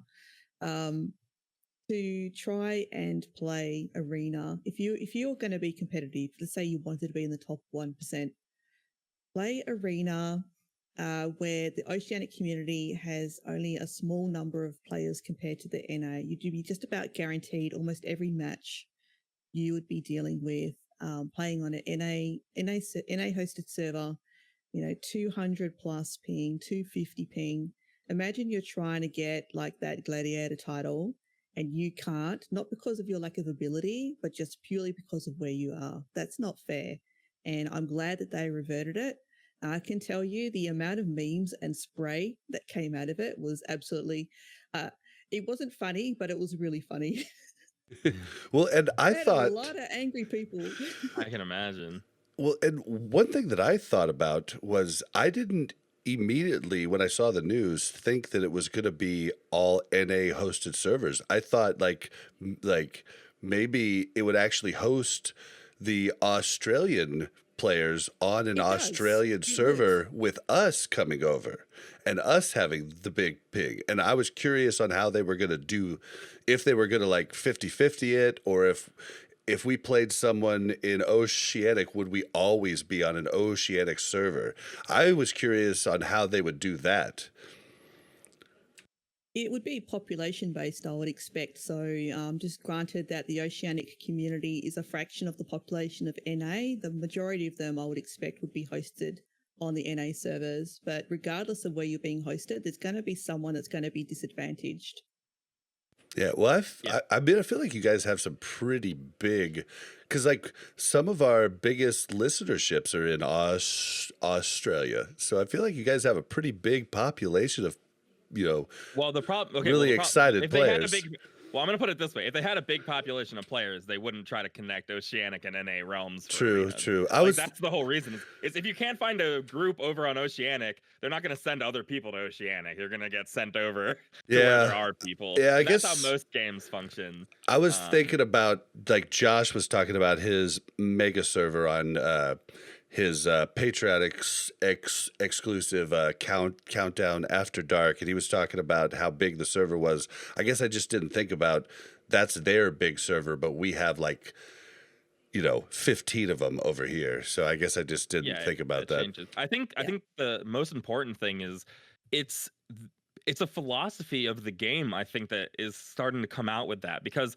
on one hand, they probably are trying to balance how easy it is to hit Gladiator. They want to balance how quickly you can get into arena matches and things like that. But back in the real classic, or even back in the day, everything was so much more server specific, where everything is different on each server, right? Getting even in classic vanilla right now, getting Grand Marshal on a different server is an entirely different thing than getting it like on White Main. People would transfer over to different servers to get Grand Marshal and then try to transfer back, because things have different values on different servers. It's way harder to get the Winter Saber on White Main than it is on a dead server, because you have to compete with other people. So the idea is that, like, it doesn't really matter if more Australians or less Australians can be gladiators, but because it's server specific. But that did change in TBC. We got battle groups in TBC. Right. That's what I'm saying, is it's a philosophy differences. Once you start connecting realms, the value of things now need to sort of even out across every realm. And that's like the biggest problem that we have, and why it's easier to make everything more cross realm, because it's if gold is worth something different on each server, how do you fix it? Well, you make gold tradable between servers, and that's the scary philosophy, I think. So when you connect realms like that to fix problems, is they don't care that someone's super disadvantaged, because I think everyone should be on some sort of like weird playing field. But really, it doesn't matter. It doesn't matter if it takes 10 minutes to queue for arena. I mean, it stinks. I feel bad about it, but you would want to be able to fairly compete for your prize. You don't want to be disadvantaged just so you can get into more arena games. Like, everyone you're playing against also has that same advantage or disadvantage. The problem is, if you bring them over to NA, there's no advantage for Oceanic players at all. But on the same server, if both of you had to wait that 10-minute queue or whatever, then it is what it is. Like, everyone is competing under the same bad circumstances if there's not a lot of people playing, but it's so much better than playing on a completely uneven playing field where you have 200 ping, where you still have spell batching and no one else does. I will agree. That's exactly what happens. Yeah. Yeah, I will agree that it is better, but at the same time, so to give a little background on TBC, they did battle groups, right? And it actually did suck at certain times to be in. Like, I was part of BG9, which was the hardest battle group with all the people that he eventually went pro. It was rough, but you could be on a different battle group and have it a lot easier getting Gladiator, getting your shoulders and everything. And so I think their thought process on it was just, we'll put everyone together. It'll make it better for people getting the gear. And I think that was their fail. It's not going to be better. Yeah, it's just not going to be better if there's ping for the other people. So you do have to separate them. And I mean, props to Blizzard, though, for reverting quickly, right? It's not meant to be easy to get Gladiator. It's not something where you have to be able to grind towards getting the title. The whole point of achieving it is that that not everyone is going to have. Trying to sort of create this playing field where people don't need to work so hard in order to make it just doesn't make any sense to me, because that's what they did with retail, and that's half the reason people come back to like Classic and now Burning Crusade Classic, is to fight for those things, knowing that you may not be good enough to get there. And that's where your stories come from. That's where your memories come from. Like, just handing it out, so to speak, like candy is not what Classic is about. Yeah. And this brings up, to kind of loop this in to the what the character copy cost, how it was $35 down to $15, and they reverted it really quickly. And this got reverted really quickly too. This is just a guess, but both of these changes reek of developers absolutely saying this is not a good idea, right? Because people at Blizzard, I mean, the Oceanic problem is not just a Blizzard specific problem. In every game, Oceanic players do have this issue where it's like, do we put them with this horrible ping? How do we handle this issue? This is not like a new thing. So the company knows that putting Oceanic players together with NA was going to have some backlash. To me, it sounds like an overarching thing where somebody said the final decision, hey, we're doing it this way. People might have fought back and they just let the community feedback handle it, because people who work at Blizzard should have known that this was going to have bad feedback. So why would bad feedback revert the change? It doesn't make any sense to me unless there's like a conflicting opinion within Blizzard itself for these changes. It doesn't make any sense to me at all. It's just like the $35. You didn't know $35 was going to piss people off? I don't understand. But they just waited to piss people off and then changed it a day later. Like that doesn't make any sense to me unless there's some sort of like internal discussion still ongoing about some of these changes. And again, these are happening days before the launch of the expansion. It just is crazy to me. Everything feels rushed and like they don't know what to do. And they want the community feedback. They're like, let's just put it out and the community will tell us if we're right or wrong. Like it just doesn't make sense, some of these things that they're doing. Yeah. Maybe if they asked first instead of just announcing it, that would work out quite nicely. Yeah, something like that. Well, I don't know. I'm excited for TBC. There's definitely things I'm not excited about. There's definitely things I haven't liked, but you know, at this point, like, I'm not going to keep complaining about the different things that I don't like.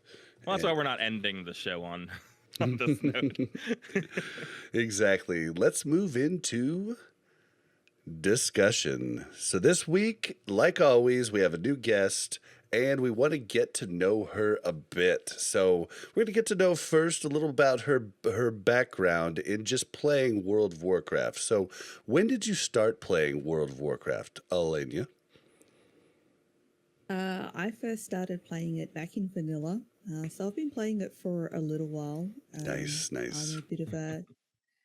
bit of a game junkie. Have been since I was little, and I started. Oh wait, hold on. What was your first game? Now that you said you started when you were little, because my first game, I was standing on a chair while my dad played Dart League at a local bar. I was standing on a chair playing Super Mario Brothers. What was your first game? My first game was Space Invaders on the old Atari 2600. Nice. I never had an Atari. I was always so jealous of the kids that had Atari. All right, sorry to derail, but I just had to know. I feel like I'm showing my age now. Oh, dude, no one's older than this boomer here, so don't even worry about it. Oh, I don't know. I reckon we could probably fight for that. But yeah, I've been a gamer since I was little. I've always loved it, and I just happened to chance across World of Warcraft in an ad in a magazine. Shot home, grabbed it, went home, loaded it up. I've been playing it ever since. I started fairly late into vanilla, so I don't think I was quite 60 by the time Burning Crusade came out. So Burning Crusade was the first like really solid content that I had with World of Warcraft, which is one of the reasons I'm looking forward to Burning Crusade Classic. Some of the friends that I have today are friends that I met during Burning Crusade. I have a lot of very fond memories. Yeah, I rolled Holy Paladin back in vanilla because I didn't know anything better. I've always leveled as Holy Paladin, believe it or not. Leveled as Holy Paladin. Whew. I thought I was pretty good. But, I really wasn't in retrospect, but yeah, some of my best memories of Burning Crusade is running across Hellfire Peninsula with a friend of mine, Crazy, who's now GM of our retail guild. Healing his warrior on my Holy Paladin as we're like running around killing those orcs. So it's going to be lovely going back and doing that. Wrath was probably my first real raiding experience in terms of progression raiding. Still, again, as the Holy Pally, we were I think third Oceanic guild as a dedicated 10-man to down ICC, which we were very proud of. Nice. And yeah, and then after that, I leveled every expansion and then lost interest fairly shortly after. Sorry, Blizzard. Yeah, I mean I that's saw, pretty much like a lot of the guests we have on are kind of like that. They if they still played retail, they either quit in kata like me, or they played just to level and then they were done after each expansion. yep. I love the whole leveling experience. That shouldn't be too much of a surprise to hear that. But Well, and they've in done that retail, good in retail. That's one thing they have done good. Like the leveling, yeah. from what I've seen in streams and stuff, is still fun. Like it's still cool. Well, let me ask you a question. What's the majority of the game? Is it the open world or is it the raids? For me, it's the open world, but I was someone who came to World of Warcraft thinking that it was World of Warcraft, like literally thinking it was a PvP game in vanilla, and then finding out I had to raid to PvP at a level that was actually okay was like a whole like I fought it for a long time. People tried to get me in guilds. I was like, no, I want a PvP. I don't want to do this raid stuff that you're talking about. Then then TBC came out. I loved that you could just get PvP stuff. I only PvP'd during TBC, and then I found my love for raiding actually in Wrath, because raiding in vanilla was a huge 8-hour, 5 days a week chore that I did not like. And yeah, so yeah, that for me it's the open world, and that's why I love classic. That's fair enough. Yeah, it's for me it's the open world, but that's actually the main reason I didn't love classic as much as I should have, because I spent all my time in raids. I spent all of classic vanilla raiding, and the open world on white main especially was just sort of a mess. And as someone who likes, like I mentioned, likes to grind, it's like it wasn't even a big money maker. It wasn't something that you could do if you went out into the world. A lot of the times it was super toxic. Phase 1, well, not too much phase 1, but phase 2 and on, the PvP in the world was super toxic. So for me, it is the open world. But even in classic, I didn't really get that. I spent way too much time raiding, and our guild ended Well, up being kind of a raid log guild for the longest time. but that was kind of the fault of them making these huge, ginormous servers. Oh I yeah, mean, yeah. I'm not saying it's a problem with yeah, the game, but like the real, like one of the reasons I'm super excited for TBC is they're to me, and I don't know how it'll play out. To me, there feels like on any given day, there's so much out in the world I can go do there's a compared lot to even more. just vanilla. Yeah. So for me, out in the world is what I love. Excellent. Well, I'm still playing on retail, so our guild is, I suppose, what people now call a dad guild. It's been around for a long time, Carpe Diem. It's 13th year this year of being in operation. Wow, And that's cool. so I'm raiding on Shadowlands, and I've been really enjoying the content there. It's been fun. We've cleared Castle Nutella, which is what we call Castle Nathria, on heroic fairly recently, and it's been lovely, and it is definitely one of those things where you hang out with friends and enjoy the community and just have fun. I know that we're not supposed to have a good time in the game, but we try. What type of And level do you rate at on retail? Because I don't know a whole lot about it, but I know there's different levels. I know my brother-in-law is a mythic raider, and he says that's hard as hell. But then I know there's other levels of rating. Like, what do you rate at? in retail, you've got LFG, which is like the people that like sit at the back of the bus and lick the windows level. Basically, you can clear it on that. You've got normal, which is just like your normal mode. Then you've got your heroic mode, and then you've got your mythic mode. So heroic mode is basically like for people that are gamers, that's like a good difficulty. And then the mythic ones are for people that enjoy suffering. Yeah, he So In definitely my suffers. in my experience, heroic is like what we rated in classic, basically. Like our yeah, classic raids were, we're pretty. You can't just go in and just have fun. It's a little sweaty to do it, but you can get it done, and depending how quickly you can get it done. But mythic is like you're not like a game. You're not a gamer. You're like a WoW gamer. Yeah, dude. You're living to raid if you're clearing mythic. Well, like he literally has like a raid leader that's not in the raid that just leads the outside raid. raid. Yeah. Then the 21st player. well, and then like they have like 40 some people, but they like bench. Like so like on fights that like certain comps aren't good, he'll get benched and just have to sit there and like watch everything.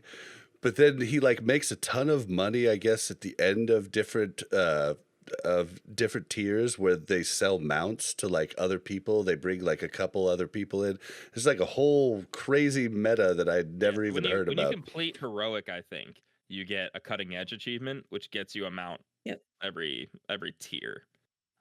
And so heroic, they completed heroic, which is they're a dad guild, but complete heroic. That's pretty good, right? Yeah. I didn't know that we get them out. I'll have to go back and check. Maybe you don't. Maybe you don't. I mean, maybe it's just like a cutting edge achievement. I could be totally wrong. think it's mythic because they sell the mythic mounts or whatever. I don't know. He was talking Greek to me because I haven't played. I've got a friend that does the same thing, and it's a way to get carried, basically the same way that we do carries now in Classic. But back to your original question. So when they announced Classic, I decided that I wanted to do a speed run, which I'd never done before. I've never speed run a different game. So I thought I'm going to do this, and I started making routing like for this speed run, and I based my times on Joanna's OG vanilla times, thinking that's like the gold standard. If I can get somewhere towards there, I'll be doing really, really well. Definitely. And look, maybe a year and a half later, many thousands of hours of routing and testing and goofing off and then doing it again, and a bit of encouragement, ended up with a finished route for 1 to 60 Alliance side. It was fairly complete. I got encouraged to turn that into an actual leveling guide for other people that wanted to, push to 60. And we released that, which was very nice. And that was an amazing experience, Classic launch. I don't remember all of it, to be honest, because I was pretty deprived. But I finished Oceanic 5th, equal 5th to 60, which was really nice. And in the top 100 world as well. Nice. Which is super impressive because people were going pretty crazy. crazy. People were doing us. We were going pretty crazy. Yeah, well, that's what I mean. Like, it's not just like you couldn't just play really well and for long hours and happen into the top 100. Just for like people to have perspective that you don't just accidentally get top 100 level 60, especially when Classic first came out and people aren't boosting or anything. That was quite a grind. Well, yeah, and we need to talk actually in depth about the guide, but first I want to know, Horde or Alliance? Alliance. For the Alliance, man. For the Alliance. Yeah. The guide's for Alliance. For the Alliance. All right, let's. Even though I'm rolling Horde for BC, that's again a friendship thing. It's okay. You know what? An Alliance person. What are you gonna do when your friends bully you and peer pressure you into joining the Horde? I know it's rough. Yeah. What we do for our friends. That's what I call it. Oh, well, I mean, at least you don't have to be something ugly. You can roll Blood Elf, so it's okay. Exactly. As a clarification, I must admit, I rolled Blood Elf, but it's for the speed jump more than anything else. Blood Elf is basically just Alliance. They just threw him in over there.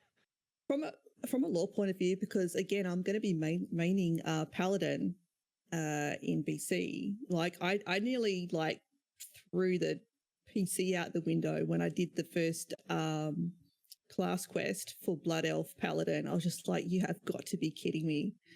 I was not happy. It's just this whole explain. Basically, the life essence out of this creature and use that for our own benefit. I'm just like, oh, gotcha. Okay, I'm not here for this. I'm a holy paladin, not like a leech paladin. Well, no, I mean, listen, Blood Elves, they're just Alliance. They're an Alliance race that are just like at it. And then we sent them over to the Horde. I now play Scum. Yeah, well, I mean, you got to look at that the the opening cinematic with like the blood elf like priestess or something just like sucking the life out of a mana worm, and you're just like, oh, cool. Oh man. All right, so let's talk about these guides. So you kind of talked about it before. You made your 1 to 60 guide. So Mhm. how did you make that? Because like did you make it like playing private servers or did you make it like on retail? Like cuz you could only work up to level 40 in the beta. So how did you actually make that guide? On private servers, so like the 1 to 60 was done the old-fashioned way on private servers, just starting to work out routing and then like researching all the available quests in a region and then playing it through and then reassembling it to try and make it a little bit XP effective, all the way down to doing like a chunk of a region and sort of trying to suss out what the XP per hour was in that spot and then determining whether it was more optimum to do uh, uh, your favorite thing, cognitive, which is grind.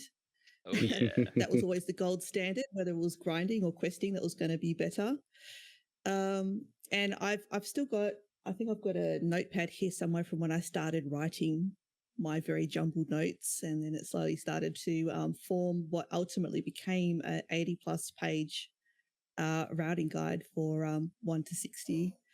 And yeah, it turned into a behemoth, but that's what you got to do to get all the way to the end of the game, unfortunately.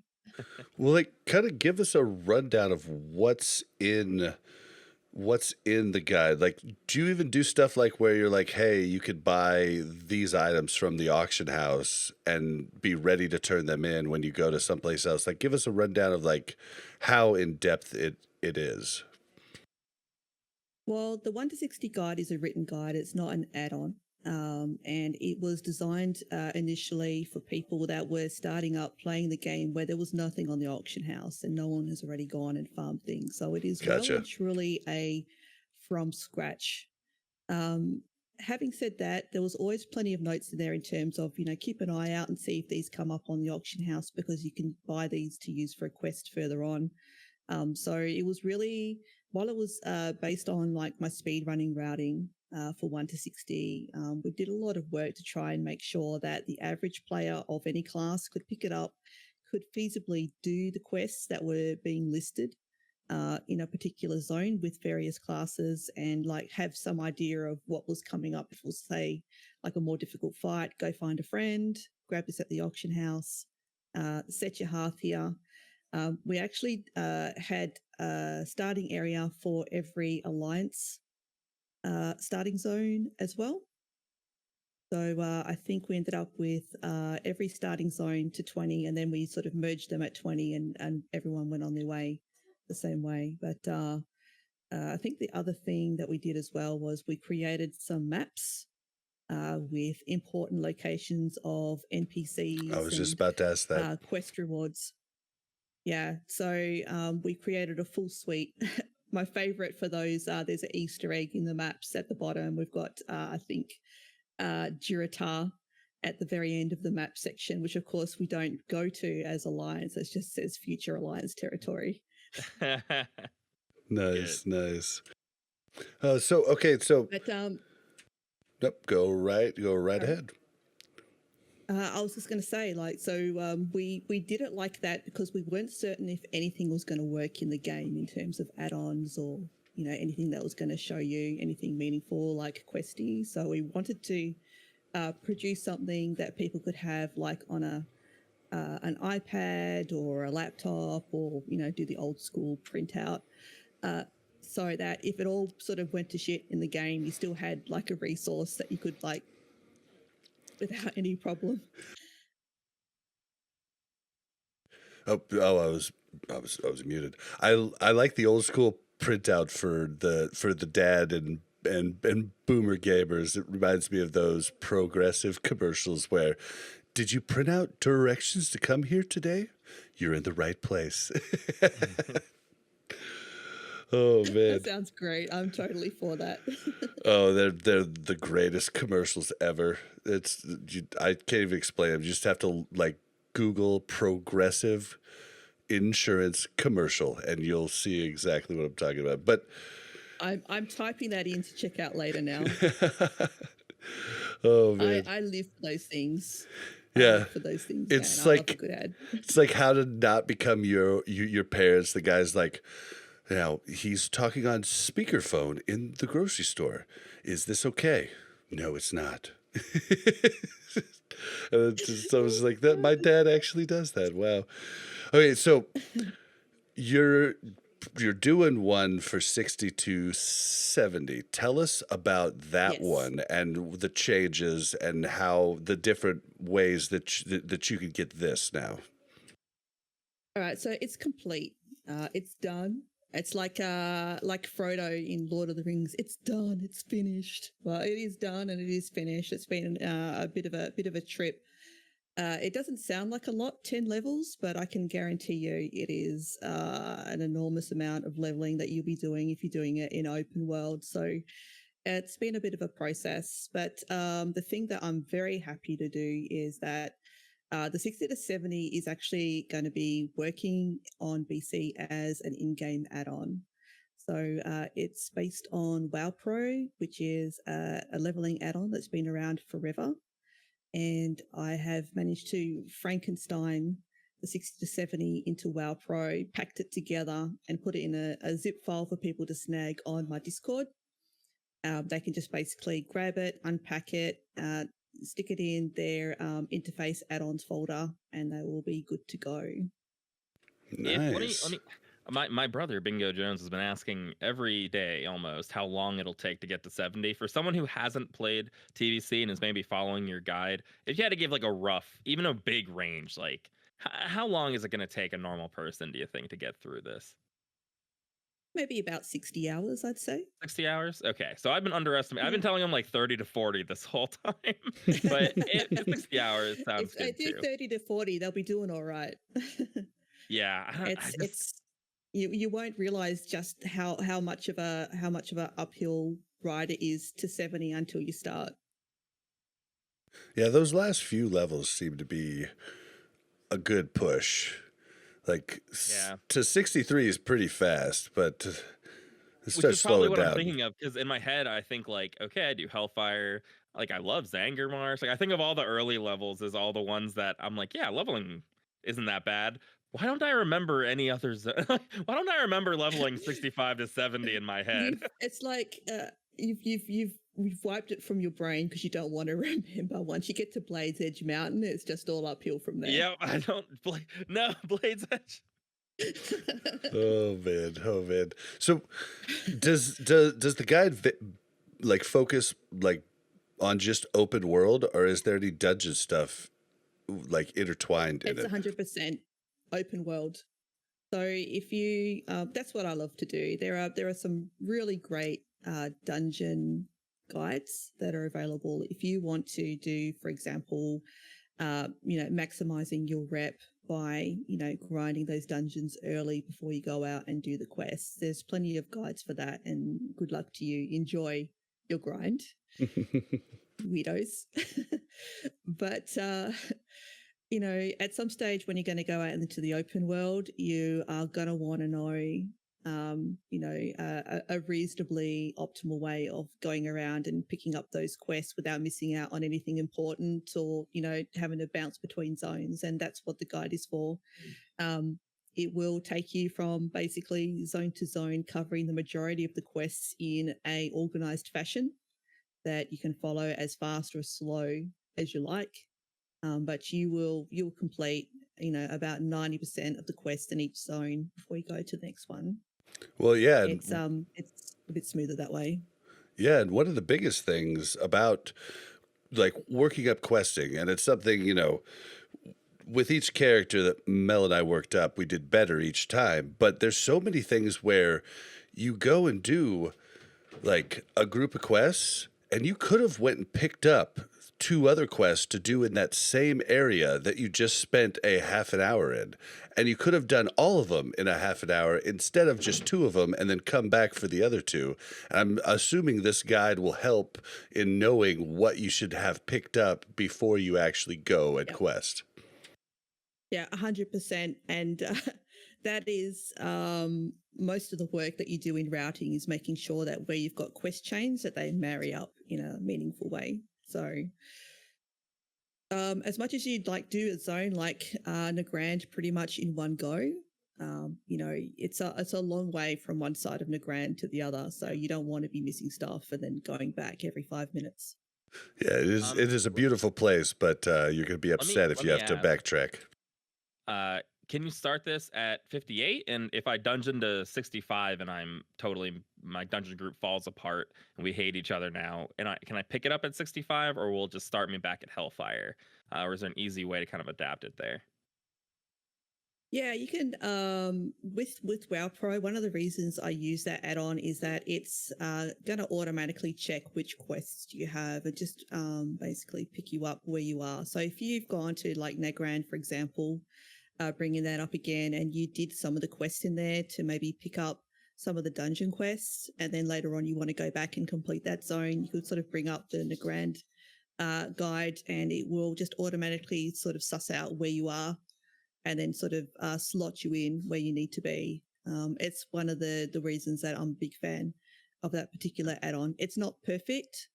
One of the difficulties that I had was that WoW Pro didn't actually make their add-on work for BC until about a week ago. Oh.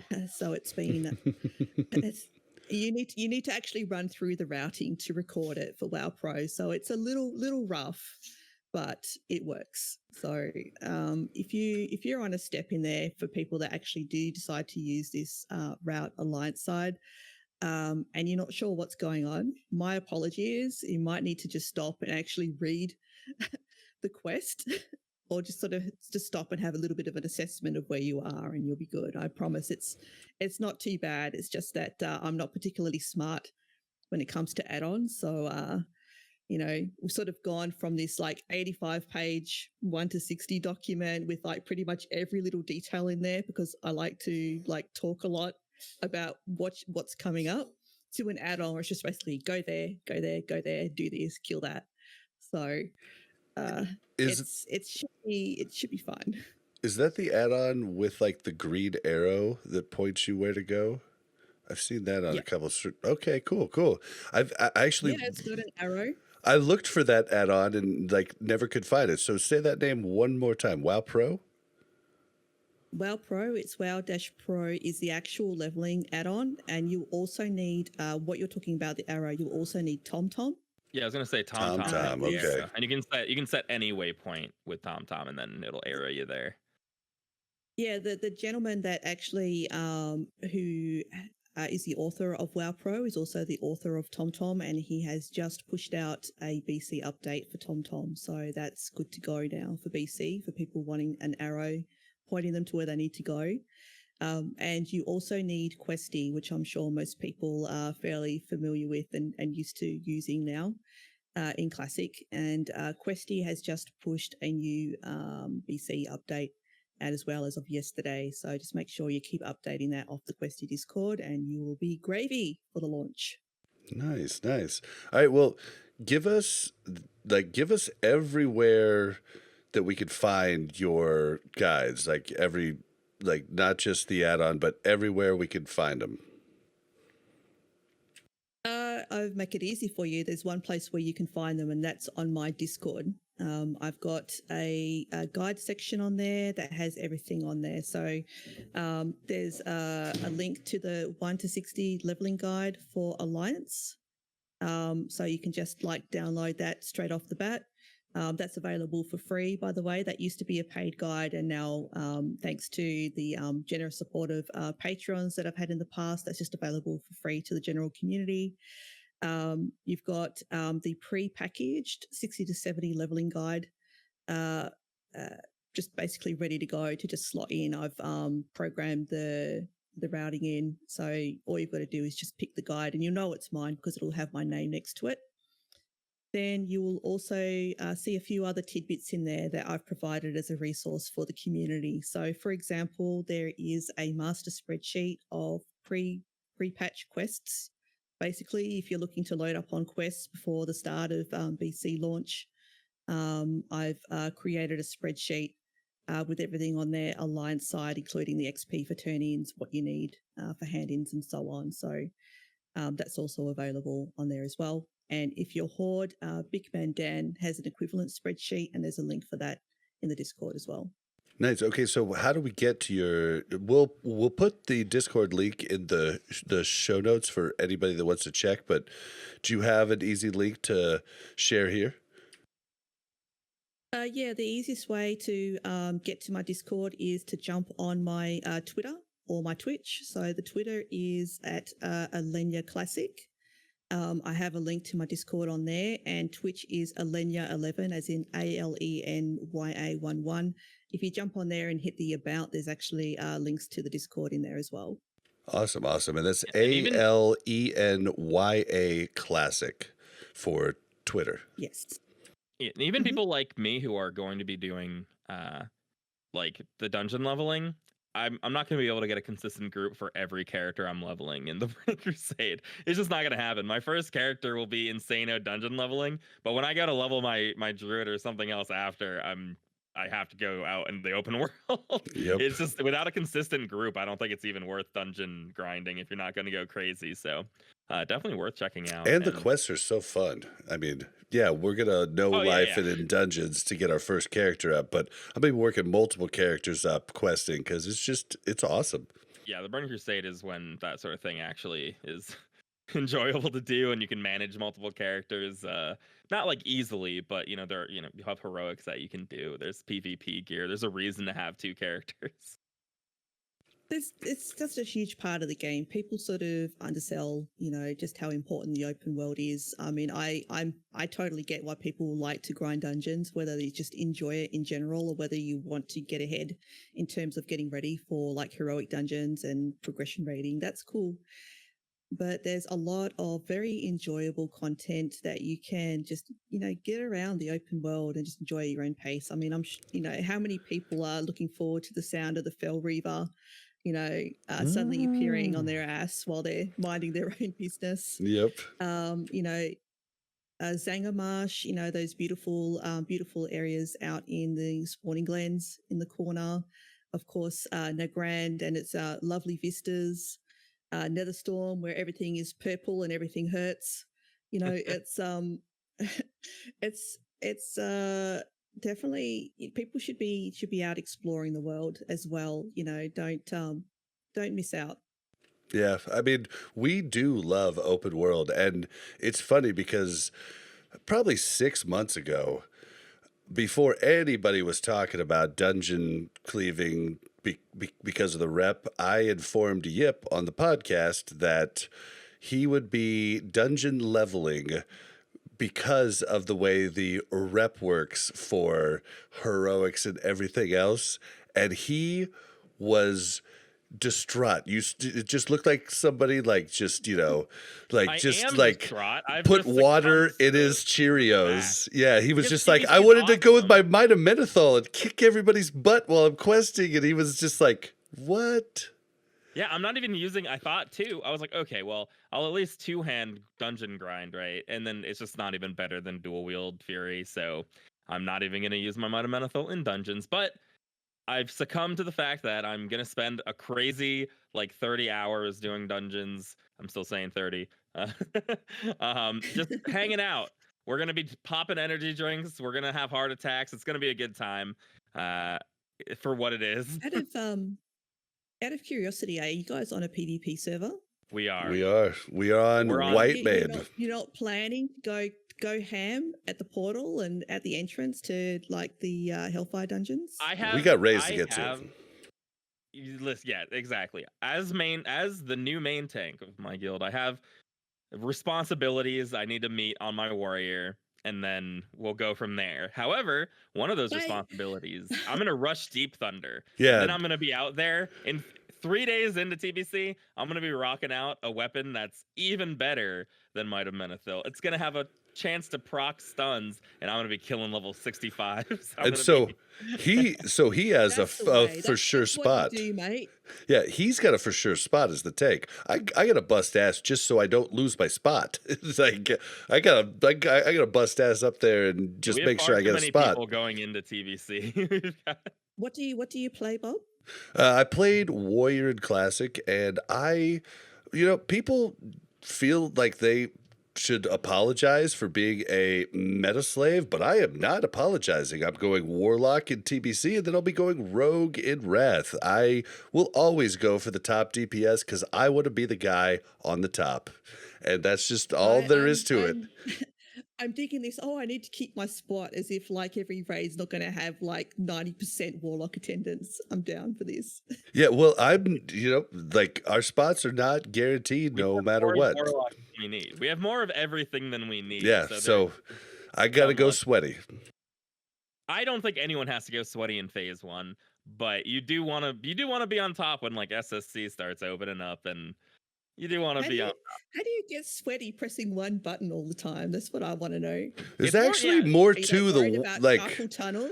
Okay, so like I did a lot of like Kara rating on the lock, and there is more to it. There's definite nuance that's going to put you above the other people that just hit Shadowbolt. But the people that just hit Shadowbolt are probably going to do okay. Yeah, I mean, I'm just Oh, I get it. I I'm get playing it. Warlock, so I don't know. I just get the whole meme of you just press the one button and you're good. Yeah, dude, I was actually a little worried about that, but doing the Karazhan testing, like there's the whole knowing the timing of the boss to do Curse of Doom, because that's a huge DPS, but if the curse doesn't run out, you get no DPS from it. Knowing what fights to do that on, knowing when to do your Seed of Corruption during trash. it's really easy. There's a But- lot of I'm nuance sorry. to it. It's so easy. You It's have just- no idea. You haven't done it.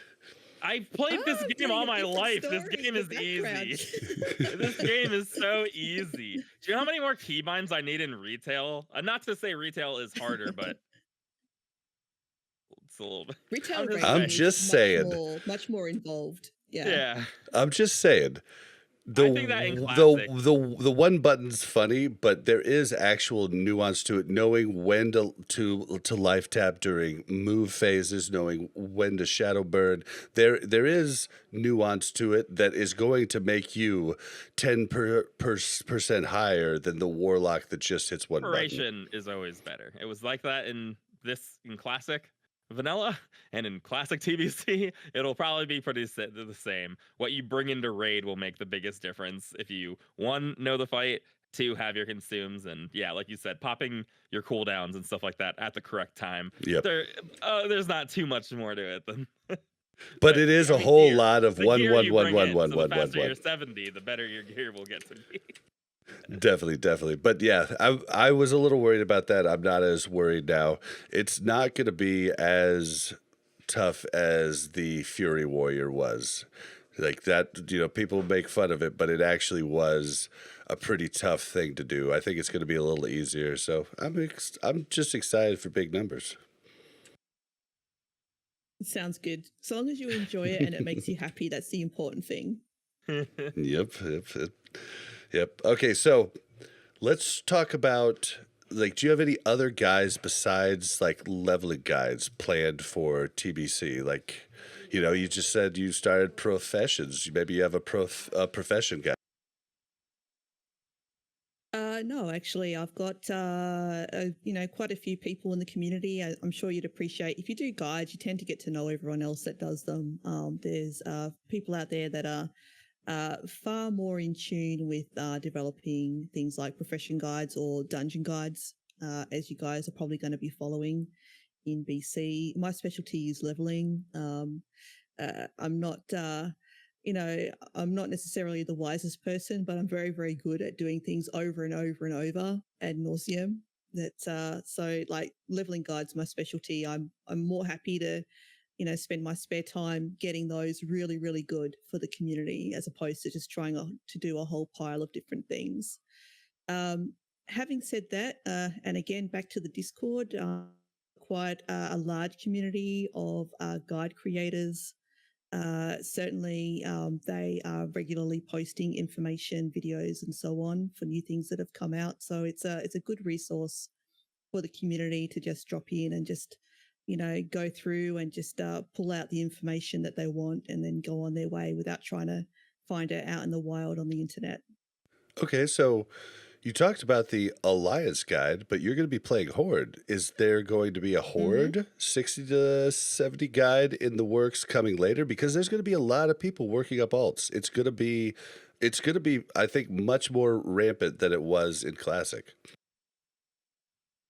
No, and the reason why, and it's the same reason I did an alliance guide for Classic, is that Joanna is the specialist as far as Horde side guides go, and he's been doing a lot of work in getting his guides updated, both for Classic and for BC. In fact, we were shooting the breeze yesterday while he was working on beta, just putting the finishing touches on the BC routing for his guide. So, that'll probably be what I'm actually using Horde side to level because Oh, there's no point reinventing the wheel. oh, cool. Okay. Yeah, so you guys are like actually collaborating rather than stepping on toes. I actually didn't know Joanna was a guy. That was Yeah. news to me.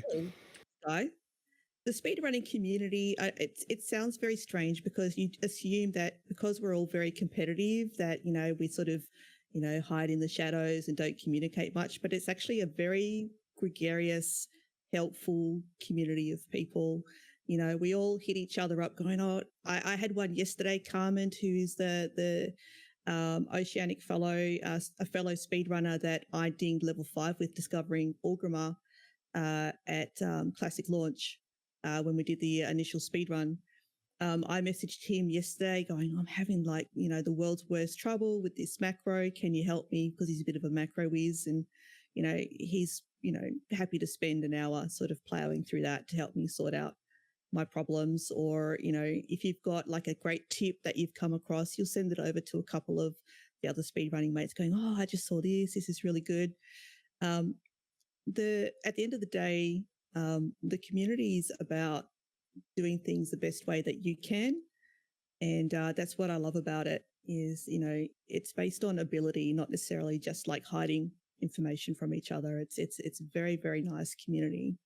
I mean, that's awesome. I mean, there's a lot of content creators that we've gotten to know, and we do the same thing, like shoot stuff back and forth, and I think that's great. But yeah, I would say I didn't expect it. I thought maybe it would be a little more competitive and like hiding secrets, but that's cool to hear that you guys don't do that. That's very cool.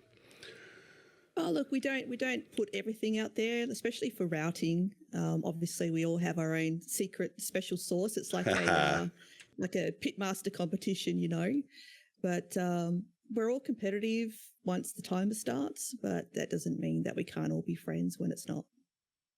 You said pitmaster. Are you talking about barbecue? Oh yeah. I come from the barbecue capital of the world, Kansas City. All right, I'll be right back. I am boarding a plane to Kansas. No, I'm kidding. For the states, it's definitely considered the barbecue place, but As for a northerner, Australia, I have no clue. as a northerner, I put ballpark hot dogs on my grill. That's a barbecue to me. That's all. Oh That man! counts. All right, so That give counts. us your plans for TBC, like just how you're gonna play, and that's the last question. Like, are you in a guild? Yeah, you are in a guild. You said you joined your friends on Horde, but like, do you plan on actually trying out some PvP? Because you said you had done that for the first time just recently. What are your plans? Well, the first plan is Alliance side, Alenya, which is my Alliance character on Aragorn, the one that I did the initial speed run with at Classic Launch. She's been prepped now to do the BC run to 70 on another server. So she's ready to go, and we're pushing for Oceanic first there. So that's going to be the first couple of days done right there, and then I'll get some sleep. And then after that, Ali gets retired. and we go to Earth Fury, which is a NA server, Horde side, and I've already got a 60 Hunter on there that I've leveled, and I've got a Paladin, which is going to be my main, that's currently level 30, and that's going to be pushed over the rest of the week to 70 to just get that ready for raiding. And Mike, who was the prior GM of the Countdown Guild on Earth Fury, which is the guild. Balls of Steel, Mike, right? Balls of Steel, yes. He has had the stick out ever since I rolled that Paladin because we need healers. So it's like if I do anything that's not leveling the Paladin, I kind of have to just have a quick look on Discord and on BattleNet to see whether he's online to try and do anything else. Nice. I just do something together. I feel like I have to tell everybody. So they just recently connected the Oceanic, right? BGs were not connected this entire time until a couple of days ago when they announced that. I just realized we were doing Warsong Gulch last night, and we had rankers who had like ranked a Grand Marshal. We're against pre-mades. One from Argol and one from Yojamba. And they were like, what the hell? What is Yojamba? What is Argol? What are these servers? Okay. And they're Oceanic. That's why. Call that. That's why. Argol, let me tell you about Argol. Argol is the PvP server for Oceanic. Like at Classic launch, it had over 25,000 players on it. And it was the only PvP server that Blizzard created at the time for Oceanic. So every man and his dog from the Oceanic community piled onto that server. It is the most horrifying experience to try and level through phase 2 on Argol. There was just blood, like you can't see the floor for the corpses. We believe you. We believe you. Yeah. Yeah, but we just thought it was crazy. I mean, it's like, yeah. We had 70-30 back in the day. So for the longest time, we were the highest pop server, and it was 70 Horde, 30 Alliance. And it was just phase 2 was like the great shattering of the server as everyone just quit the game. I feel like a broken record because I tell every guest this, but I'm going to tell it again because every guest is like, really? For Mel and I... Yeah, give it to me. We started to be able to do DM East jump runs in phase 2.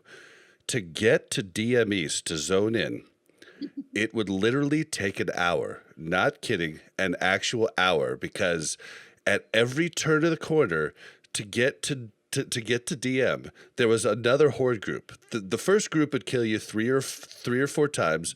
Then they just let you pass on to the next group to get 3 or 4 times before you start not giving honor. So they're just like, all right, we'll let you go to the next.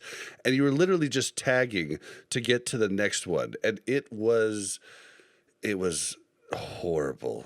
But I mean, our server could have died. We lucked out in that a bunch of Alliance servers, a bunch of Alliance large raiding guilds transferred to Whitemane after phase 2 because we were just like a large server, and we ended up getting to like a 50-50 balance. But between queues and phase 2, I feel like our server could have just like tipped and been one of those crazy 99 to 1% servers, just because it's like, why am I waiting in queues just to die over and over again? Yeah. I feel that. We had that on Argol as well. If you wanted to go to Blackrock Depths in phase 2, it would take you the better part of an hour to get your group in there for exactly the same reason. You would land at Thorium Point, you would get butchered repeatedly. You would get away from Thorium Point just like corpse running, and like a third of the way along you would get butchered again and again and again and again, all the way to the entrance, and then you'd have another swag pile of horde that would kill you one last time to remind you that you are indeed having a bad day before you got in. So you just basically, like going to BRD, like you would just go and start making your lunch because you knew it was just going to take you a while. Yep. And so I feel your pain.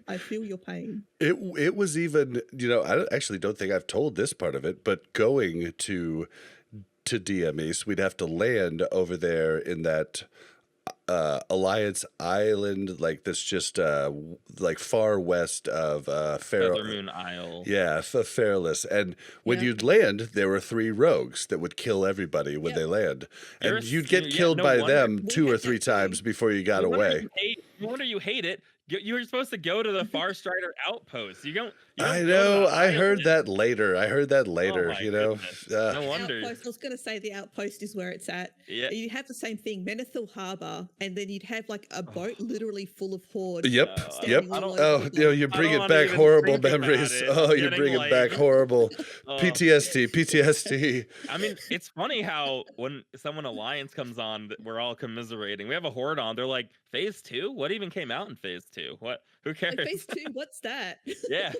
Yeah, like, is that Uh, when we slaughtered the Alliance and Oh, that's when everybody all the left our Alliance server? Left our server. Yeah, they all They all they're came all to like, White Man. oh. Thank you. Yeah. Crazy. Oh, Everyone knows man. the horde are only really dominating PvP because they were like, PvPing in packs versus like one or two alliance, and then like you'd get them alone and they just like fold like, Because they're pack animals. We've They're not, we've they don't talked have any, about this so many times too. Like, we would literally wait for the other alliance to res, so he would draw the fire. Then we'd res and run. You're like tripping your friend so that he gets caught by the dogs. It's literally the We're learning a alliance lot way. about you today. Yeah, you're slash We're learning a lot yelling about you for the today. alliance. For the alliance as you run past them and they Peace die. out, bro. Human collateral. Oh man. All right. Well, Yip, what are some of your plans for Yeah, TBC I wanted launch? to outline my week. Okay. We're dungeon leveling. Yeah. It opens up, right? It opened 6 p.m. EST, I think. 6 p.m. Perfect. I get a full work day in. That's nice. EST, we are the real time zone. All right. that's the Sorry, appropriate what? time. What's zone. EST? Eastern. Eastern. It Standard. is So East New Coast York of time. America. Yeah, what's that? It's We New get- York listen, City we time get- for Yeah, anybody listen, out we get of the releases States. at normal human hours. That's why Eastern is the best.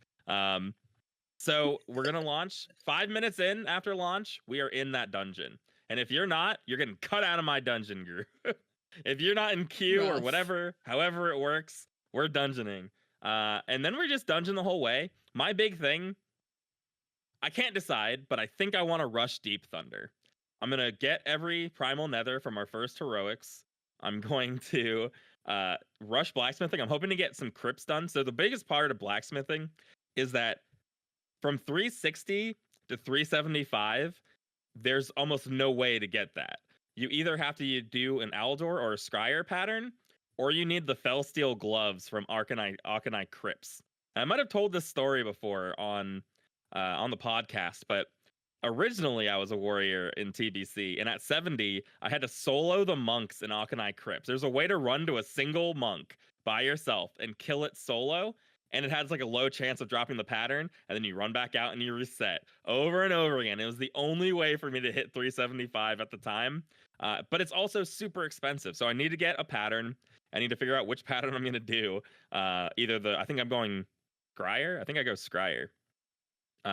So I'm either doing the Scryer one or the Felsteel gloves, and then somehow after I really want it before that Monday, before reset, I want to be out with Deep Thunder, just destroying people. Yeah, that'd What be happens cool. when you get? What happens when you get Deep Thunder and then you're still being destroyed? It won't happen. That's the thing. It's impossible.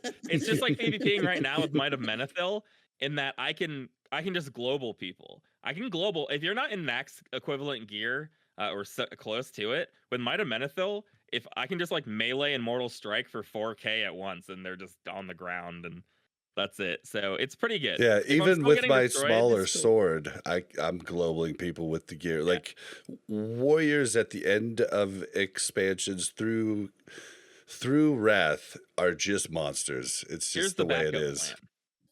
Let's say I'm out there getting destroyed. I realize I'm not the young man I used to be. I can't compete in arenas on my warrior. I just switched to swordsmith, and then I make my best in slot phase 1 tanking sword, and I call it a day. You're a man with a plan. I Yep. like it. Yep. Yep. So for me, Mel actually took off Wednesday and Thursday. So we'll be starting as soon as the servers come up. Hopefully it is 5 Central Time, the real time. Come on. Okay. Yeah, Central Time's the real time. Yep. Every time a TV show comes on, they say this time Eastern, this time Central.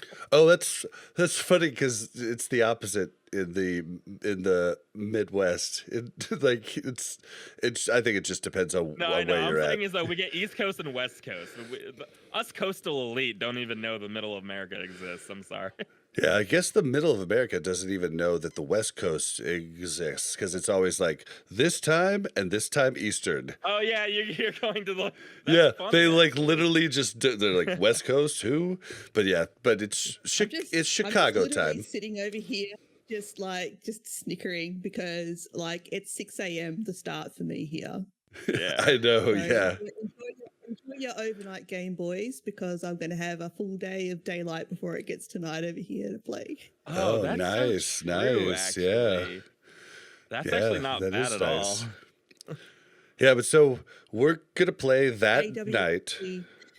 We'll go to bed at a decentish time and get up early in the morning, and then we'll just do 12 hours, maybe more, for the first 2 days, hoping to just actually get my lock worked up. But then after that, if he's not, I'll be on during the day, tanking with Blazzinbob, working him up in other groups, and then working up with Mel on my lock afterwards. And so I'm hoping within the first, I don't know, week or 2 weeks, I'm hoping to have both of my characters up to max because Bob is going PvP. So I hope there's no major queues. That's like the biggest thing that will throw a wrench in this. I don't if we're all logged in, I don't know how we take a break or like take a sleep rest if queues exist. No still. break, no sleep. Well, that's what I mean. If What are you there's like a talking about? 3-hour queue, how can you go how can you go rest? You have to like sleep for 3 hours, wake up, get in the queue, sleep for another 3 and come back. But yeah, we're hoping to be the hardest core dungeon group in our, so no sleep might actually Are be. you not queuing early? We're queuing early. I mean, I just mean a break like for sleep or something in the middle. Like, so we'll play for like 20 hours. And if we're like, we should take a break, what if there's like a 5-hour queue? That makes taking a break really uncomfortable and like someone might get stuck. You don't take a break. That's all Exactly. there is to it. Yeah, It's like which that's realistic, unfortunately. All the speedrunners at like classic launch, everyone's like going, "Oh, I hate these queues." I'm just like, "What queue?" As I'm like, Yeah, still yeah. playing like 40 hours later. That's probably But, how we'll be. the Burning Crusade, the best commercial for Adderall. It's sad but true. You can do it. You can do it and look after yourself.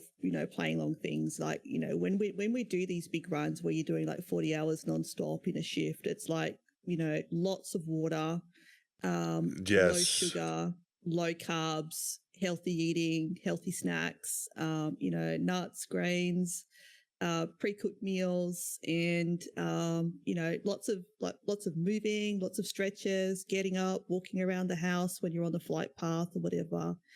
Doing your hand stretches and just making sure you look after yourself is really important. But you can go for a long time so long as you sort of make sure that you're not disrespecting your body too much without too much trouble. You were talking earlier about, it's going to like load up on like, Red Bull and whatever. If you do that, you're going to crash later on and you're going to feel really, really tired. Well, Well, it I'll just depends. say If that- you're in your 20s, early 20s, you're probably okay. I drank a case of Red Bull and drove back from California back to Kansas City on a 25-hour with no sleep. But if you're older, okay, either way, all like being completely serious, all joking aside, just please make sure to drink water. There was a person who actually hurt themselves very bad during the launch of Classic, so definitely take care of yourself, guys. Our guild leader said this to me. Let's take a look. He said, "Oh God, I've got 10 Rain energy drinks and 2 boxes of Hot Pockets." So I'm not sure. In the bin. Throw them in the bin right now. That's actually I've been a big advocate of the health stuff.